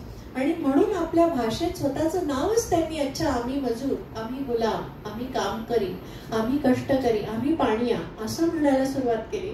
आता तो येल पुढे जाऊन फार मोठा फिलॅन्थ्रॉप झाला, फार मोठा डोनर झाला, कारण त्यांनी ते सगळं लाकूड वाया ब्रिटन पुढे शिपनी US ला पाठवलं आणि तिथे तो खूप मोठा दानवीर म्हणून त्याच्या ऑनरमध्ये येल कॉलेज त्यांनी निर्माण केलं आणि जी पुढे जाऊन खूप मोठी युनिव्हर्सिटी झाली. तर हा सगळा जो एक भयानक म्हणजे संगीताच्या माध्यमातून हळूहळू करत हा जो एक भयानक शोषणाचा जो इतिहास आहे, जो आधी ब्रिटिशांनी आणि नंतर मग हळूच आपल्यासारख्या मुख्य धारेतल्या लोकांनी तो हळूच ब्रिटिशांना आपण रिप्लेस केलं आणि त्याच पद्धतीचं शोषण चालू ठेवलं. आणि म्हणून आजही हे समूह स्वतःला म्हणतात. म्हणून गांधींनी असं म्हटलं की तो ब्रिटिश द ट्रायबॉस असं म्हणायचे ना, की द ट्रायबॉस, द ट्रायबल, द ॲनिमिस्ट, म्हणजे अतिशय मागासलेला जंगली अशा पद्धतीचा हा माणूस आहे.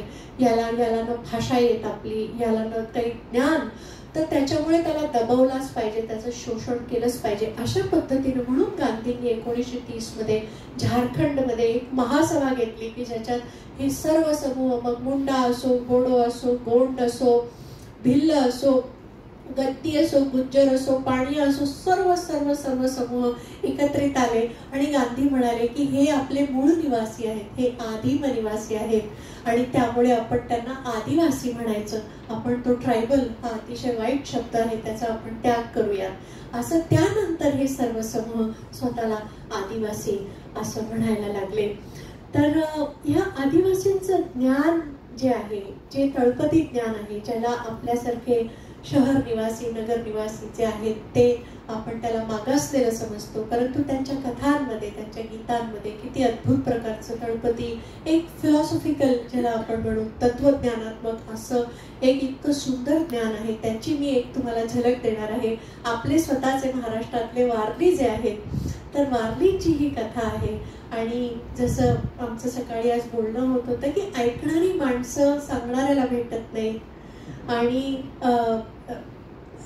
उलट म्हणजे की ऐकणाऱ्याला सांगणारे भेटत नाही, सांगणाऱ्याला ऐकणारे भेटत नाही. तर ह्यावर भाष्य करणारी एक खूप सुंदर वारली कथा आहे आहो आणि काहो नावाची. तर जो काहो आहे तो कथेकरी आहे, कहो सांगणारा आहे आणि आहो जो आहे तो ती कथा आत्मसात करणारा, ऐकणारा आहे. पण ह्या दोघांची ताटातूट झालेली आहे आणि हे दोघं मित्र एकमेकांचे अतिशय एकमेकांची वाट पाहत आहेत की कधी पुन्हा माझा मित्र मला भेटेल आणि कधी कधी तो मला कहो मला कथा सांगेल आणि आहो मी ही कथा ऐकेल. तो ते आपापल्या बायकांना सांगतात आपापल्या गावामध्ये की आमची ताटातूट झाली आहे, परंतु मला आता काहोला शोधलं पाहिजे आणि मला आता गेलं पाहिजे जंगलाच्या दिशेने. तर बायका त्यांना म्हणतात की सांभाळून जा, ठीक आहे, आम्ही तुमची प्रतीक्षा करू असं. आणि दोघंही आहो काहो निघतात आणि जंगलाच्या वाटेने चालत कुठेतरी त्यांना माहिती असतं की असं म्हणतात कुठेतरी आहो आहे, काहो आहे जो मला भेटेल आणि तो मला कथा सांगेल आणि तो माझी कथा ऐकेल.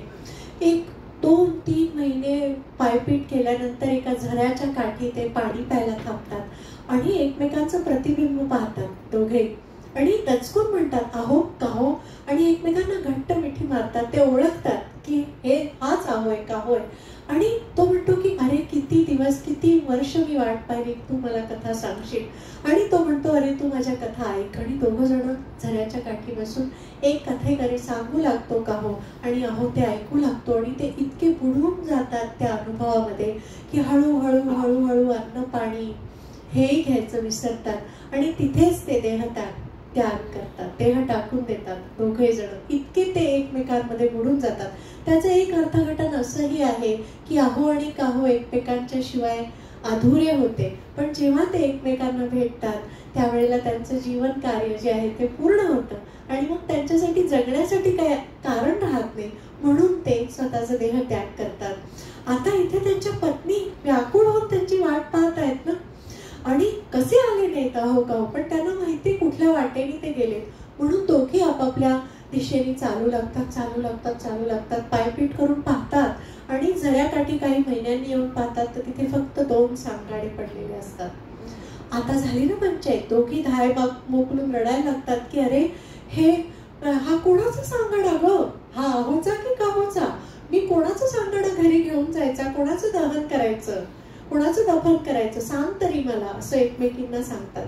तेवढ्यात तिथून एक साधू महाराज जात असतात. या दोघी जाऊन त्या साधूच्या पायी पडतात आणि सांगतात, महाराज आमचे पती गेले हो, परंतु आम्हाला त्यांची अंतिम क्रिया तरी करू द्या, कसं ओळखायचं कोणाचा सांगाडा कोणाचा. तर साधू फक्त हसतो आणि तो म्हणतो, फक्त एक काम करा, सोपं आहे, या दोन्ही सांगाड्यांचं वजन करा आणि जो सांगाडा हलका झाला असेल, थोडा कमी यांच्याचं वजन भरेल, तो काहो आहे, कारण त्यांनी सगळं सांगून टाकलं. आणि ज्याचं वजन जास्त भरेल तो आहो आहे, कारण त्यांनी सगळ्या ज्ञानाचा संचय जो आहे तो स्वतःमध्ये केलेला आहे. अशा पद्धतीच्या इतक्या अद्भुत गोष्टी रचणारा हा एक अतिशय सुंदर सुरेख असा आदिवासी समाज हळूहळू करत आता लयाला चाललेला आहे आणि तो नवीन पद्धतीची गाणी निर्माण करू लागलेला आहे. तर ती नवीन पद्धतीची गाणी कशी आहेत आणि कशा पद्धतीनं तो आता स्वतःचं दुःख आणि हे जल जंगल जमीन हे त्याच्यापासून जे हिरावून घेतलं जात आहे ते कसं अभिव्यक्त करत आहे ते आपल्याला दिसतं. की जसा वारलीचा आपण विषय करतोय, तर प्रकाश भोईर नावाचे जे त्यांचे वारली ऍक्टिव्हिस्ट आहेत, तर त्यांनी जेव्हा आरेचं जंगल ब्रुटली कापलं गेलं त्यावेळेला त्यांनी रॅप रचला वारली भाषेमध्ये आणि त्यांनी म्हटलं की पाहत तुमचे ढोंग एवढे पैसे छापतंय कोण, जंगलात मेट्रो मागते कोण. अशा पद्धतीनं त्यांनी वारली ढोल वाजवून त्यातनं rap RAP rap, that is the rhythm and poetry, हा जो एक पाश्चात्य देशातल्या सबॉल्टन्सनी त्यातल्या शोषितांनी तयार केलेला जो हा प्रकार आहे गायन प्रकार, तो आत्मसात करून आता आदिवासी पुढे येत आहेत. किंवा तुम्ही पाहिलं एकीकडे तर दुसरीकडे ते रॉंग नंबर सारखे सिम्बॉलिझम वापरतायत की ते असं म्हणतायत, रॉंग नंबर नावाचं गाणं लिहितायत भिल्ल आदिवासी, ह्याच्यात जात आहेत स्टुडिओमध्ये जात आहेत आणि ती गाणी तयार करतायत आणि म्हणतायत की तुम्ही आम्हाला मोबाईल तर प्रत्येकाच्या हातात दिलाय पण नेटवर्क कुठे हो. आणि आजही माझे भिल्ल आदिवासी मित्र म्हणतात की 6:30 वाजता प्राचीन झाडाच्या मागे टावर પાસે જઈને ઉભો રહીશ ત્યારે તમે ફોન કરજો, નહીં તો તમારો ફોન નહીં લાગે. म्हणजे तुम्ही 6:30 वाजता मी मोबाईल टावर जवळ जेव्हा जाऊन उभा राहीन तेव्हाच तुझा फोन मला लागेल. तर रॉंग नंबर हे एक सिम्बल म्हणून, प्रतीक म्हणून किंवा एक मेटाफॉर म्हणून वापरतात, रूपक म्हणून. आणि ते म्हणतात की इतका गरीब आहे झालेला आहे भिल्ल, त्याचं सगळं जे त्याची चांदी आहे ती सावकारांनी घेतली, त्याचं जलजंगल जमीन सरकारने लुबाडलेलं आहे आणि आता तो इतका गरीब आहे की तो भिकेला लागून एक मजूर होऊन शहरात गेलेला आहे आणि त्याची बायको एकटी पडलेली आहे. तर तिच्या मोबाईलवर तिचा धीर रॉंग नंबर लावतोय. अशा पद्धतीची गाणी ते आता नवीन गाणी रचू लागलेली आहेत. परंतु आपण उत्तरेकडे अजून केलेलं नाही. तर मला असं वाटतं की मी माझं जे मांडणी माझी करायची आहे ती मी उत्तरेकडे जर तुम्हाला घेऊन जाते. आणि एक अद्भुत गाणं आहे जे अंदाजे आपल्याला असं वाटतं की फेमिनिझम किंवा या ज्या गोष्टी आहेत त्या म्हणजे एक नवीन प्रकार आहे, पण ते तसं नसता, ते तसं नाहीये. कसं आपल्याकडच्या जसं बहिणाबाई चौधरी जुन्या काळात सुद्धा त्यांनी म्हटलं की जात्याचा करते चेंडू, म्हणजे अशा पद्धतीचा एक फेमिनिस्ट आयडिया त्यांनी मांडली, एक स्त्रीवादी आयडिया त्यांनी मांडली. तशाच पद्धतीचं हे गाणं मला सरला चांबियाल म्हणून भेटल्या होत्या आणि त्यांनी कुलुबी या भाषेमध्ये, कुलू रिजनमध्ये ते गाणं त्यांनी मला ऐकवलं होतं. तर त्या असं म्हणाल्या की अगं 100 वर्षापूर्वी काही दळणवळण नव्हतं आणि पितृसत्ताक समाज काही स्त्रियांना हिमालय उतरूच द्यायचा नाही आणि त्यांच्या जिवंतपणी गंगा जमुना यांचं दर्शन, गंगेचं यमुनेचं दर्शनही घेऊ द्यायचं. आणि म्हणून या दोन स्त्रिया शेतात काम करत असताना म्हणतात, काय ग सखे, काय आपण मेल्यावर आपले अस्थिच फक्त जाणार गंगेला, आपण जिवंत असताना काही आपल्याला गंगामाईचं दर्शन घेता येणार नाही. तर त्यावर ती दुसरी म्हणते, का नाही ऐकायचं आपण त्यांचं, आपण भाकर तुकडा बांधूया आपल्याजवळ आणि चुपचाप कोणालाही न कळता एकमेकींचा हात घट्ट धरून आपण हिमालय आत्ताच उतरायला सुरुवात करूयात आणि आपण जिवंतपणेच गंगेचं आणि यमुने माईचं दर्शन घेऊयात, का नाही. अशा पद्धतीचं हे गाणं आहे. 100 वर्ष, कमीत कमी 100 वर्ष जुनं हे गाणं आहे. तर अशा अद्भुत गाण्यांच्या, तर हे गाणं मी माझ्या पद्धतीनं नंतर तुम्हाला ऐकवते. आधी आपण सरलाजींचं ऐकूया.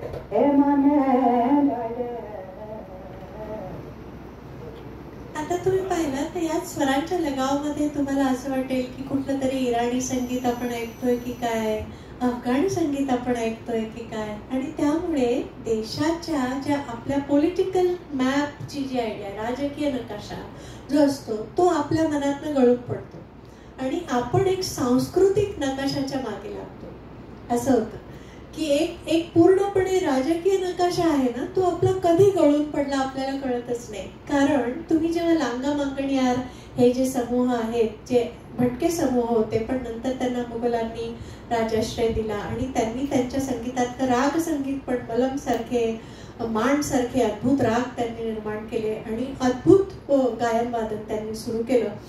तर तुम्ही पाहिलं तर त्यांचा संबंध अर्धे मांगणियार पाकिस्तानमध्ये गेले, नंतर तुकडे झाले, तर अर्धे मांगणियार राजस्थानमध्ये राहिले, अर्धे पंजाबी पाकिस्तानमध्ये गेले, अर्धा पंजाब ह्या बाजूला राहिला. इकडे तुम्ही बघितलं तर ईस्ट बेंगॉल झाल्यानंतर तो बाऊल गाणारे जे भटके समूह होते, बाऊल संगीत गाणारे, ते इकडे अर्धे वेस्ट बेंगॉलमध्ये राहिले, अर्धे ईस्ट बेंगॉल जो पुढे बांगलादेश झाला. या बाजूला तुम्ही बर्मा बॉर्डरवर गेला, तिनसुकिया आसामची बर्मा बॉर्डर आहे, तिकडे नेपाळ बॉर्डर आहे, तर अर्धे नेपाळी नेपाळमध्ये आहेत, अर्धे नेपाळी तिनसुकिया आसाममध्ये तुम्हाला गाणारे सापडतील. तसंच बर्मी संगीत तुम्हाला सापडेल पलीकडे. चायनीज जे पेंटाटॉनिक स्केल्स आहेत ते तुम्हाला आसाममध्ये तुम्हाला अक्षरशः दिसतं की अच्छा, म्हणजे हे मिसिंग समूह जसं आपण पाहिलं सा नी प म ग सा वरून खाली आले, तर जसं तुम्ही असं बघू शकता की अच्छा, म्हणजे चायनावरून मायग्रेट होऊन आलेले लोक आहेत. म्हणजे चायनातनं ते अरुणाचलमध्ये आले, मग अरुणाचलमधनं ब्रह्मपुत्र व्हॅलीत आले, ब्रह्मपुत्र व्हॅलीमध्ये आसाममध्ये ते येऊन राहिले. म्हणजे अशा पद्धतीनं तो जो नकाशा आहे, किंवा तुम्ही तोडा नावाच्या कम्युनिटीला जर तुम्ही तामिळनाडूमध्ये भेटलात तर तीच तोडा कम्युनिटी तुम्हाला श्रीलंकेत पण तुम्हाला भेटते. तर अशा पद्धतीनं तुमचा जो एक राजकीय नकाशा, तुमच्या मनामध्ये असलेला जो एक राष्ट्र ही जी संकल्पना आहे, तर ती हळूहळू वेगवेगळ्या पद्धतीचं परिमाण त्याला मिळायला लागतं आणि तुम्ही एका सांस्कृतिक नकाशा जो खूप मोठा आहे, खूप जास्त विस्तृत आहे, खूप जास्त खोल आहे, खूप जास्त गुंतागुंतीचा आहे, खूप जास्त इन्क्लुझिव्ह समावेशक असा आहे, अशा पद्धतीच्या नकाशाचा तुम्ही विचार करू लागता जेव्हा हे अशा गाण्यांना तुम्ही सामोरं जाता तेव्हा. तरी कुलुबी भाषा जी आहे ना, त्याच्यावर सुद्धा तुम्हाला दिसेल की ह्या सगळ्याचे गुज्जर वगैरे हे जे समूह होते किंवा बंजारा हे जे समूह होते ते सगळे वरून अख्खा तुम्हाला ग्रीस, स्पेन, अफगाणिस्तान पासून इराण आणि इकडे खाली काश्मीर, हिमाचल, पंजाब, राजस्थान, गुजरात, महाराष्ट्र, कर्नाटक हे असा बंजारा पट्टा तुम्हाला फिरताना पूर्णपणे तुमच्या समोर येतो. तर हे जे अद्भुत गाणं आहे त्याला मला असं वाटतं की माझा एक स्वतःचा ट्रिब्यूट म्हणून मी सरला दीदींना, त्याच वेळेला सरला दीदी जेव्हा मी त्यांना रेकॉर्ड केलं तेव्हा सरला दीदी 75 वर्षाच्या होत्या. 2015 मध्ये मी ते रेकॉर्डिंग केलं होतं त्याचं. आणि आज आता सरला दीदी असतील तर 85 ओलांडलेल्या असतील. असं जसं मी तुम्हाला म्हटलं की मी मागे वळून बघू शकत नाही फार. तर हे गाणं मी आता तुमच्यासाठी सादर करते. गंगणाए जमुना बोला नाय असं ते गाणं आहे. आणि शुकी टुकडी म्हणजे भाकर तुकडा, शुकी टुकडी खाई जरूर म्हणजे निदान आपण भाकर तुकडा एकमेकींसाठी बांधून घेऊ शकतो असं.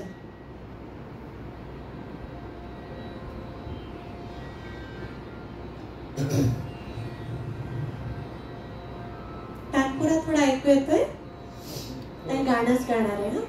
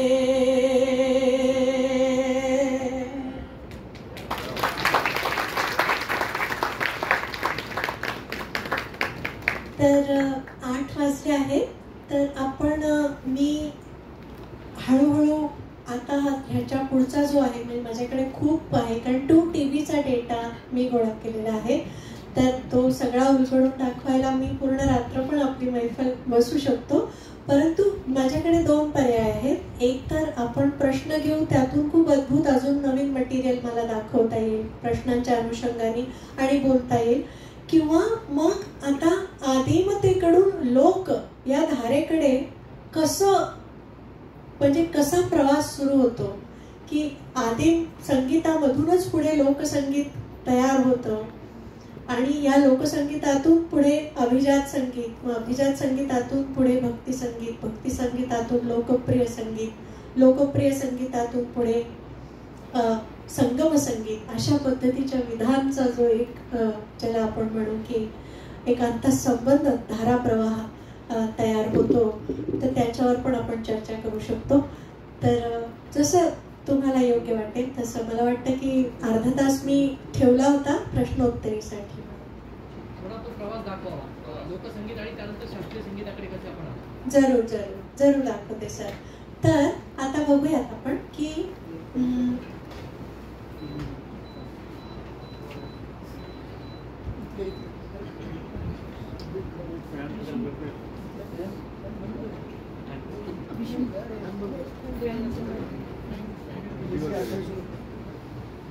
आता गंमत बघा तुम्ही की आदिवासी समूह आहेत.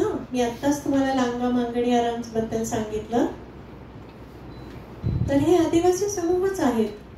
परंतु बघा किती किती वेगळ्या प्रकारचं संगीत ते निर्माण करत आहेत, ते आपण ऐकूयात. त्यात असा काय शिफ्ट आहे की ज्याच्यामुळे आपल्याला असं वाटेल की आता हे आदिमतेकडून अजून हळूहळू पुढे एका नागरी संगीताकडे वाटचाल करू लागले.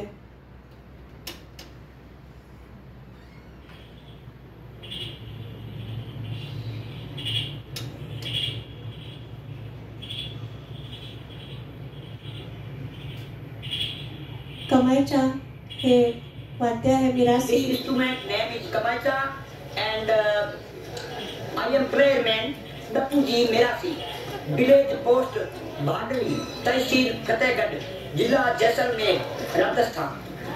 And I am in Jaisalmer 30 years ago, a young this time I start music. And this instrument, all one instrument. There are instruments only Jaisalmer and Barmer impossible, not all Rajasthan, not all India. Near partners in Pakistan, little bit possible. किती गोड आहे ना. म्हणजे actually मला खूप आवडायचं, पण गेला बिचारा आता. माझे विद्यार्थी चिडवायचे मला की हा तुझा लाडका आहे असं. आता तुम्ही ऐका त्याला, दपुला ऐका. Maybe we now play to famous love song, Mughal and Mendra. They are Jaisalmeri old famous love song.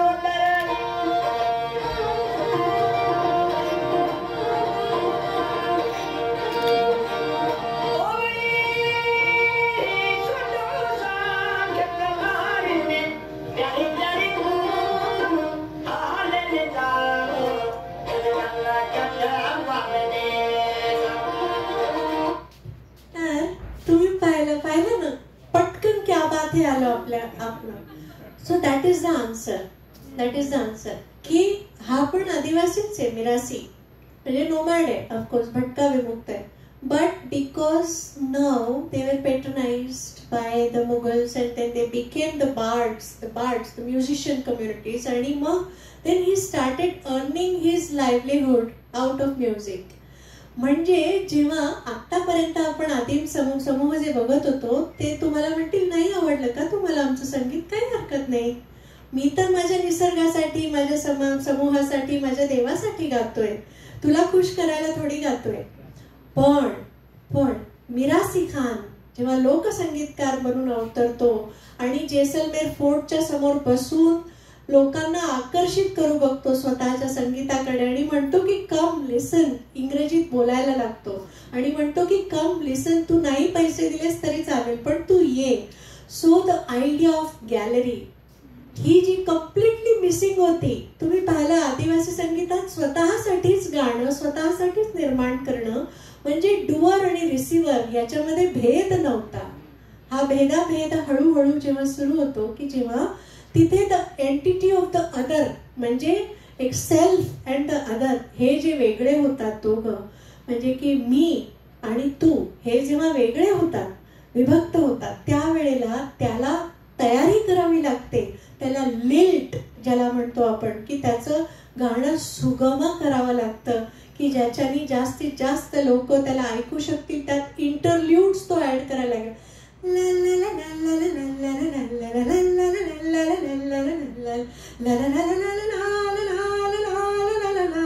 प्यारी प्यारी आता हरकती घ्यायला लागला. एक खूप एंगेजिंग द ऑडियन्स नावाची गोष्ट जी कम्प्लिटली मिसिंग होती आदिम समूहामध्ये, ती आता इथे आलेली आहे, उपस्थित आहे. कारण तुमचं अस्तित्व जे आहे ते आता संगीतावर निर्भर करायला लागलेलं आहे. त्यावेळेला तुमचं संगीत जे होतं त्याच्यावर तुमचं अस्तित्व आणि संगीत वेगवेगळे नव्हते. आणि म्हणून आदिवासी समूहांमध्ये कुठल्याही भाषेमध्ये कला आणि कलाकार ह्याच्यासाठी प्रतिशब्द नाही. कारण तुम्ही कला करत नाही, कला असतेच तुमच्या अंगात. तुम्ही जर मनुष्य आहात तर तुम्ही ढोल वाजवालच, तुम्ही कुठल्या पद्धतीची टेपेस्ट्री तयार करालच, तुम्ही घरांवर रंगकाम करालच. तर कला ही वेगळी काढलेली नव्हती. परंतु इथे आता दापू मिरासी खान हा जो आहे तो कलावंत आहे, कारण तो त्या कलेच्या द्वारे स्वतःचं भरण पोषण करतोय आणि ते करण्यासाठी त्याला जे जे काही स्वतःच्या संगीतामध्ये करावं लागेल त्या सर्व गोष्टी तो गॅलरीला प्रसन्न करणं, स्वतःच्या श्रोत्यांना आमंत्रित करणं, निमंत्रित करणं, खेचून आणणं, काय काय गोष्टी करता येतील त्या सर्व गोष्टी तो इथे करायची सुरुवात करतो. तर इथे जे आहे ते लोक हे जे आहे ते प्राधान्याने येतं. लोकचे 3 अर्थ सांगितलेले आहेत. लोकचा एक अर्थ तुम्ही, आम्ही, लोक हा तर आहेच, पण लोकचा एक अर्थ आहे की रेल्म्स, वेगवेगळ्या प्रकारचे रेल्म्स, वेगवेगळ्या प्रकारचे पृथ्वी लोक, पाताळ लोक. तर ह्या सर्व लोकांचं अभिसरण हा लोकसंगीतकार करायला लागत असतो, की तुमच्या आतमध्ये दडलेले वेगवेगळे प्रकारचे लोक आहेत ते तो त्याचं आवाहन करत असतो. आणि तिसरा लोकचा अतिशय महत्वाचा अर्थ आहे तो म्हणजे शरीर. तर तो इतक्या विविध त्याच्यात इमर्सिव्ह होतो. तुम्ही शरीराकडे इतके कॉन्शियसली बघत नाही, तुम्ही त्या वर्तुळात तुम्ही नाचत राहता, आदिम वर्तुळात, आणि इतकं तुम्ही त्याला महत्व देत नाही. पण इथे शारीरिक तयारीला, रियाजाला, तुमच्या एक एम्बॉडीमेंट ऑफ म्युझिकला खूप अनन्यसाधारण महत्व मिळायला सुरुवात होते. आणि तिथे हळूहळू हे जे आदिवासी आहेत they become actually the folk, the लोक कलाकार, the folk musicians, they become the bard communities.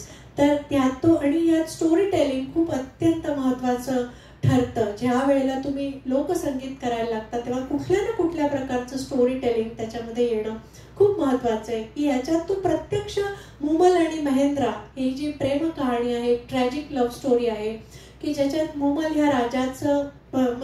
ह्या राजकुमारीवर महेंद्र या राजाचं प्रेम जडतं. परंतु त्याला आधीच खूप राण्या असतात त्यामुळे तो लग्न करू शकत नाही. पण रात्री तिला भेटायला येत असतो आणि एक दिवस त्या राण्या त्याच्या विरोधात कट करतात आणि त्याच्या उंटाची वाट हरवून तो तिच्यापर्यंत पोहोचू शकत नाही. म्हणून तिची मैत्रीण तिला रिझवण्यासाठी महेंद्राचे कपडे घालते आणि तिच्याबरोबर नाचू गाऊ लागते आणि तिच्याबरोबरच मिसते आणि कसा बसा उंटाला वाट शोधत जेव्हा महेंद्र पोचतो तेव्हा तो पाहतो की दुसऱ्या एका पुरुषाबरोबर ती निजलेली आहे आणि तो चिडून तिचा वध करतो. तर ही जी कथा आहे ती तो गाऊन गाऊन आपल्याला त्याच्यामध्ये खूप एक प्रकारचं संमोहन निर्माण करून रस निर्मिती करून रस निष्पत्ती करून हा आपल्यासमोर मांडत आहे. तर ही गोष्ट झाली. आता तुम्ही हीच गोष्ट हळूहळू जे शास्त्रोक्त संगीतकार आहेत त्यातल्या ज्या मेलडीज आहेत त्यातल्या ज्या धुना आहेत, जसं आपण धुन उगम राग आपण पाहिले की माळव्यातल्या ज्या धुना होत्या त्या सगळ्या माळव्यातल्या धुना कुमारांनी त्याच्यावर एक संस्करण करून त्यातनं धुन उगम राग आपण इंटरनेट असेल तर एखादा धुन उगम राग ऐकू शकतो आणि मग थांबू शकतो, असं आपण करू शकतो. तर नेट चालूच आहे ना, तर इथे आपल्याला यूट्यूबवर जाता येईल. आणि तुम्ही मला सांगा की मला जरा यूट्यूब उघडायला थोडी मदत करणार. कुठला धुन उगम राग ऐकायचा सांगा बरं. मदसुरजा किंवा कुठला ऐकायचा आहे सांगा तुम्ही. संजारी ऐकूयात. चला तर यूट्यूब वर जाऊयात आपण आणि संजारीकडे जाऊ आणि मग त्याचं आपण प्रॉपर उलगडून बघू की कसं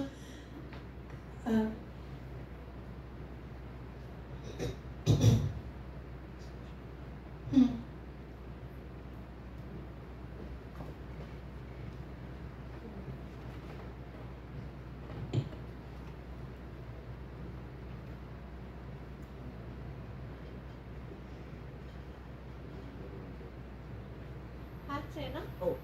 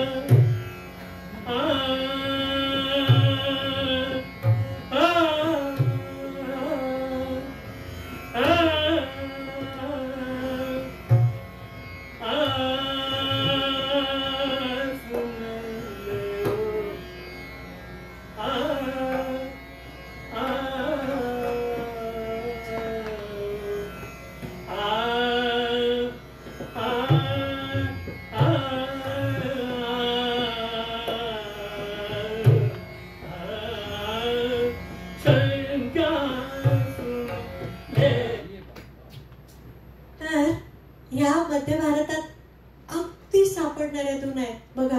आता हे कुमारांचा स्वर आहे त्यामुळे माझा स्वर त्याच्यात मी नाही मिसळू शकत कारण पट्टी वेगळी आहे ना. पण तुम्ही बघा. तर हरी नाना तर हरी नाना मोर नाना सुवाना तर हरी नाना मोर नाना सुवाना मैं का जाना मैं का करूं मोरे राम ने हूं. हे गाणं छत्तीसगड मधलं, म्हणजे अर्थात मध्य प्रदेश छत्तीसगड नंतर वेगळे झाले.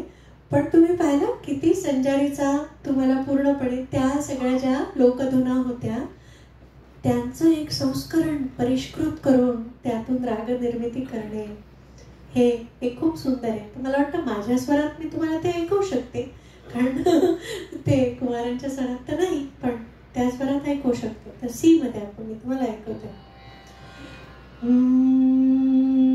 तरहरी नाना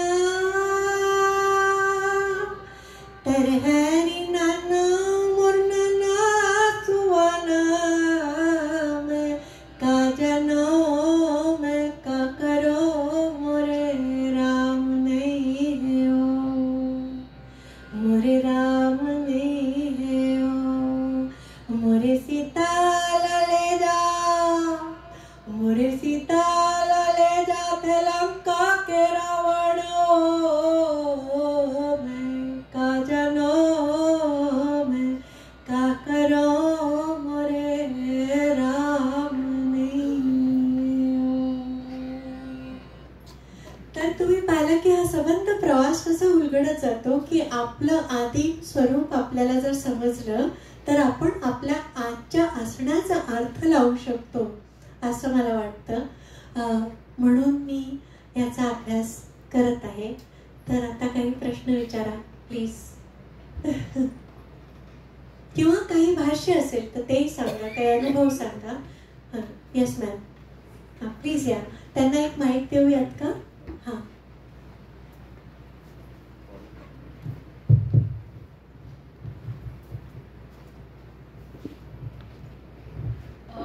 खूप छान सांगतायत मॅडम तुम्ही. आणि याच्यामध्ये समूहात म्हणजे स्त्री आणि पुरुष यांचे स्केल्स आणि कॉर्ड्स काही वापरतात का किंवा डिफरंट? म्हणजे इंटरेस्टिंगली खूप खूप सुंदर विचारलं तुम्ही. बघा हां, आता कसं असतं की काही स्त्री गीतं असतात. आता छत्तीसगडमध्येच आपण तर मृत्यूगीत जे आहे तर ते मृत्यूगीतं स्त्रियांची वेगळी पुरुषांची वेगळी, हानापाटा त्याला म्हणतात. तर त्याच्यामध्ये पुरुष जे आहेत ते त्यांच्या स्वरात गातात आणि असं म्हणतात की सप्तक पण त्यातूनच आलं ना. म्हणजे ते दोघं एकत्र गातात. काही ठिकाणी एकत्र गातात, काही ठिकाणी काही फक्त स्त्रियांची रुदनगीतं आहेत जे फक्त स्त्रिया गातात. विवाह गीतं स्त्रिया गातात, फक्त बिया म्हणजे विवाह गीतं गातात.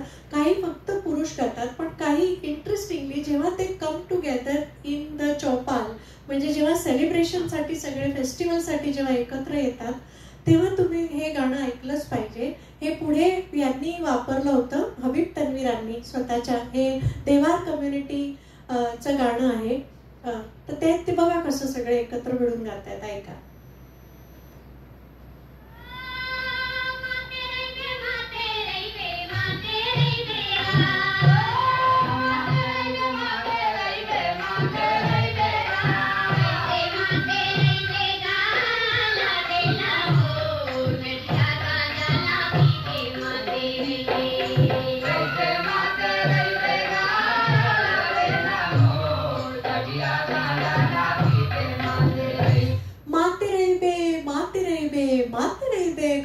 कैसे माते रही बेगा गठिया गांजाला पी के माते रही बे. मस्त रहो हानी दुनिया में क्या रखा है, गठिया गांजा लगाओ और मस्त रहो. असे गाणे. तर त्यात पाहिलं ना, because it is a celebration. होळीच्या वेळेला वगैरे गातात तर ते सगळे पुरुष आणि स्त्री कसं जोरात स्वर लावून त्या तारपट्टीमध्ये सगळे गात आहेत असं. तर ते अद्भुत आहे. देवार हा परत एक घुमंतू समाज आहे. म्हणजे परत ह्याच काय म्हणतो भटके विमुक्तच आहेत ते. तर त्यांचं हे आहे. तर खूप सुंदर तुम्ही हे विचारलं. तरी दुसरा एक प्रश्न आहे जरूर की म्हणजे व्हायब्रेटो तो तुम्ही वापरलाय म्हणजे तो अगदी म्हणजे अगदी युनिक आहे आणि तुम्ही फार सुंदर वापरला तो. थँक्यू. आणि दुसरा एक प्रश्न आहे की रत्नाकरामध्ये गमक त्याचे प्रकार सांगितले. करेक्ट आणि तुम्हाला सापडतात तर ते मध्ये तुम्ही पण इतकं सुंदर ते समजून सांगतायत. म्हणजे तुम्ही पण व्हॉइस प्रोजेक्शन जे आहे तुमचं त्याच्यावर पण तुम्ही खूप अभ्यास चांगला केलेला आहे. खूप छान काही अभ्यास नाही, हे फक्त संस्कार आहेत या लोकांचे. कारण तुम्ही 15 वर्ष त्यांच्या बरोबर घालवलीत म्हटल्यावर ऑटोमॅटिकली ते होऊन जातं ना थोडं. म्हणजे आपल्याला कुमार गंधर्वांचं गाणं ऐकताना ते जाणवतं की अरे हे किती वेगवेगळ्या प्रकारे आपल्याला सादर करता येतं. त्यामध्ये तान हा प्रकार दिसतो का? म्हणजे अर्वाचीन अगदीच म्हणून नाही, खटका मुरकी हे तर दिसतंय पण असं खूप लांबसड कसं काही दिसतंय का? नाही. त्याचं कारण आहे की ते तेव्हाच दिसेल की जेव्हा लांगा मांगणीयार केसरिया वालम गायला लागतील गॅलरीसाठी, तेव्हा तुम्हाला तान दिसेल. कारण तान हा अतिशय demanding of a singer and listener असा प्रकार आहे, अभिजात प्रकार आहे. आणि कुठलंही काम करत असताना, कुठलाही समूहाने उत्सव साजरा करत असताना, एखादं कर्मकांड करत असताना तुम्ही तेवढा अवधी देऊ शकत नाही ध्वनींना. तुम्हाला पुन्हा पुन्हा त्या लूप मध्येच परत यावं लागतं. कारण तुम्ही समजा दगड फोडताय तर कसं तुम्ही तानेसाठीचा अवधी कसा निर्माण कराल ना. म्हणून ते उद्दिष्ट ते नाही, पण ते करतात. जेव्हा त्यांना मिळालं ना पेट्रनेज, आता मिळालं ना राज्याश्रय, मग ते लांगा मागणीवर एकाहून एक खतरनाक ताना घेताना आपल्याला दिसतात. निमुडा आपण ऐकूयात, 1 सेकंद ऐकूयात फक्त, म्हणजे कळेल आपल्याला की कसं राजाश्रय मिळाल्याबरोबर तेच आदिवासी कसं स्वतःचं संगीताचा एकदम पूर्ण वेगळा विचार करायला लागतात, होय की नाही. तर इथे कुठे हे निमुडा ऐका तुम्ही.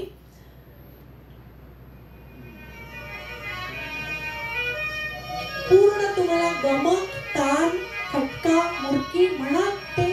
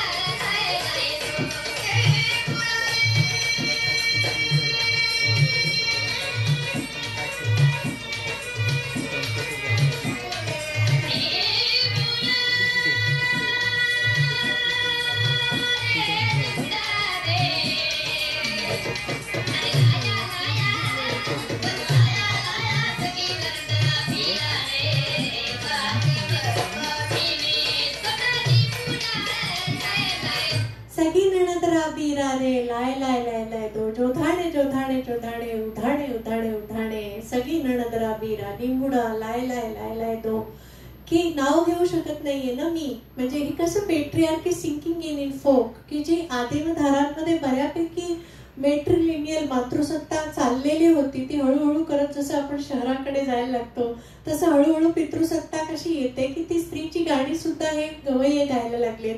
आणि ती म्हणते आहे की छोटा छोटा काचा निमुडा या मरुस्थलामध्ये ते हिरवं लिंबू मिळणार नाही रे, तर मारी सगळी नणदरा बीरा माझ्या सख्या नंडेच्या भावा. कारण नाव घेऊ शकत नाही नवऱ्याचं, म्हणून म्हणते की माझ्या सख्खे नंडेच्या भावा तू जा रे उधाणे, उदयपूरला जा, जोधाणे तू जोधपूरला जा आणि तिथल्या मार्केटमधून तू माझ्यासाठी ते घेऊन ये. I am expecting, I am going to be the mother of your child. तर असं हे गाणं आहे, पण त्याचं ट्रान्सफॉर्मेशन बघा, त्याचा भाव काय आहे आणि ते गाणं कशा पद्धतीनं सादर होतोय. हा जो शिफ्ट आहे ना, तोच आपल्याला आदिपासून लोकपासून अभिजातपर्यंत घेऊन जातो असं मला वाटतं. की हळूहळू लोकविषय मागे जात राहतात, विषय वस्तू मागे जातो आणि संगीत विषय पुढे पुढे पुढे पुढे पुढे पुढे येतो. हीच यात्रा आहे जी आपल्याला उलगडायची असते. तर थँक्यू.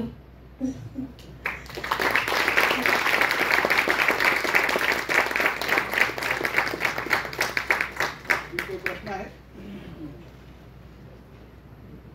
मुलींना, लहान मुली इथे दिसतात, काही बोलायचं तुम्हाला नाही? मग मी आभार. तर गेले किमान 3 वर्षापासून आपण प्रयत्न करत होतो त्यांना बोलवण्यासाठी, तर जमत नव्हतं. आणि खूप म्हणजे 3 रात्रींचा प्रवास करून प्राची इथं आलेल्या आहेत. आज त्यांची तब्येत बरी नव्हती, तरी पण त्या काय गायल्या वगैरे याबद्दल मी काही बोलत नाही. त्यांचे मनपूर्वक आभार. या सभागृहामध्ये सर्व सोय जी करून दिली त्यामध्ये मनोज मुंदडा, कृष्णा खडके, अमोल माने या शाळेचे सर्व शिक्षक आणि सहकारी या सर्वांचा आभार. आपण पाऊस पडलेला असताना इथं आलात याबद्दल आपले आभार.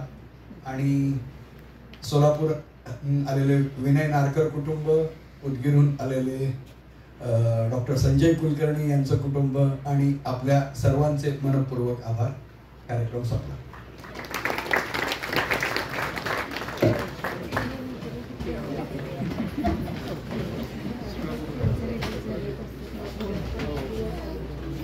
Yeah.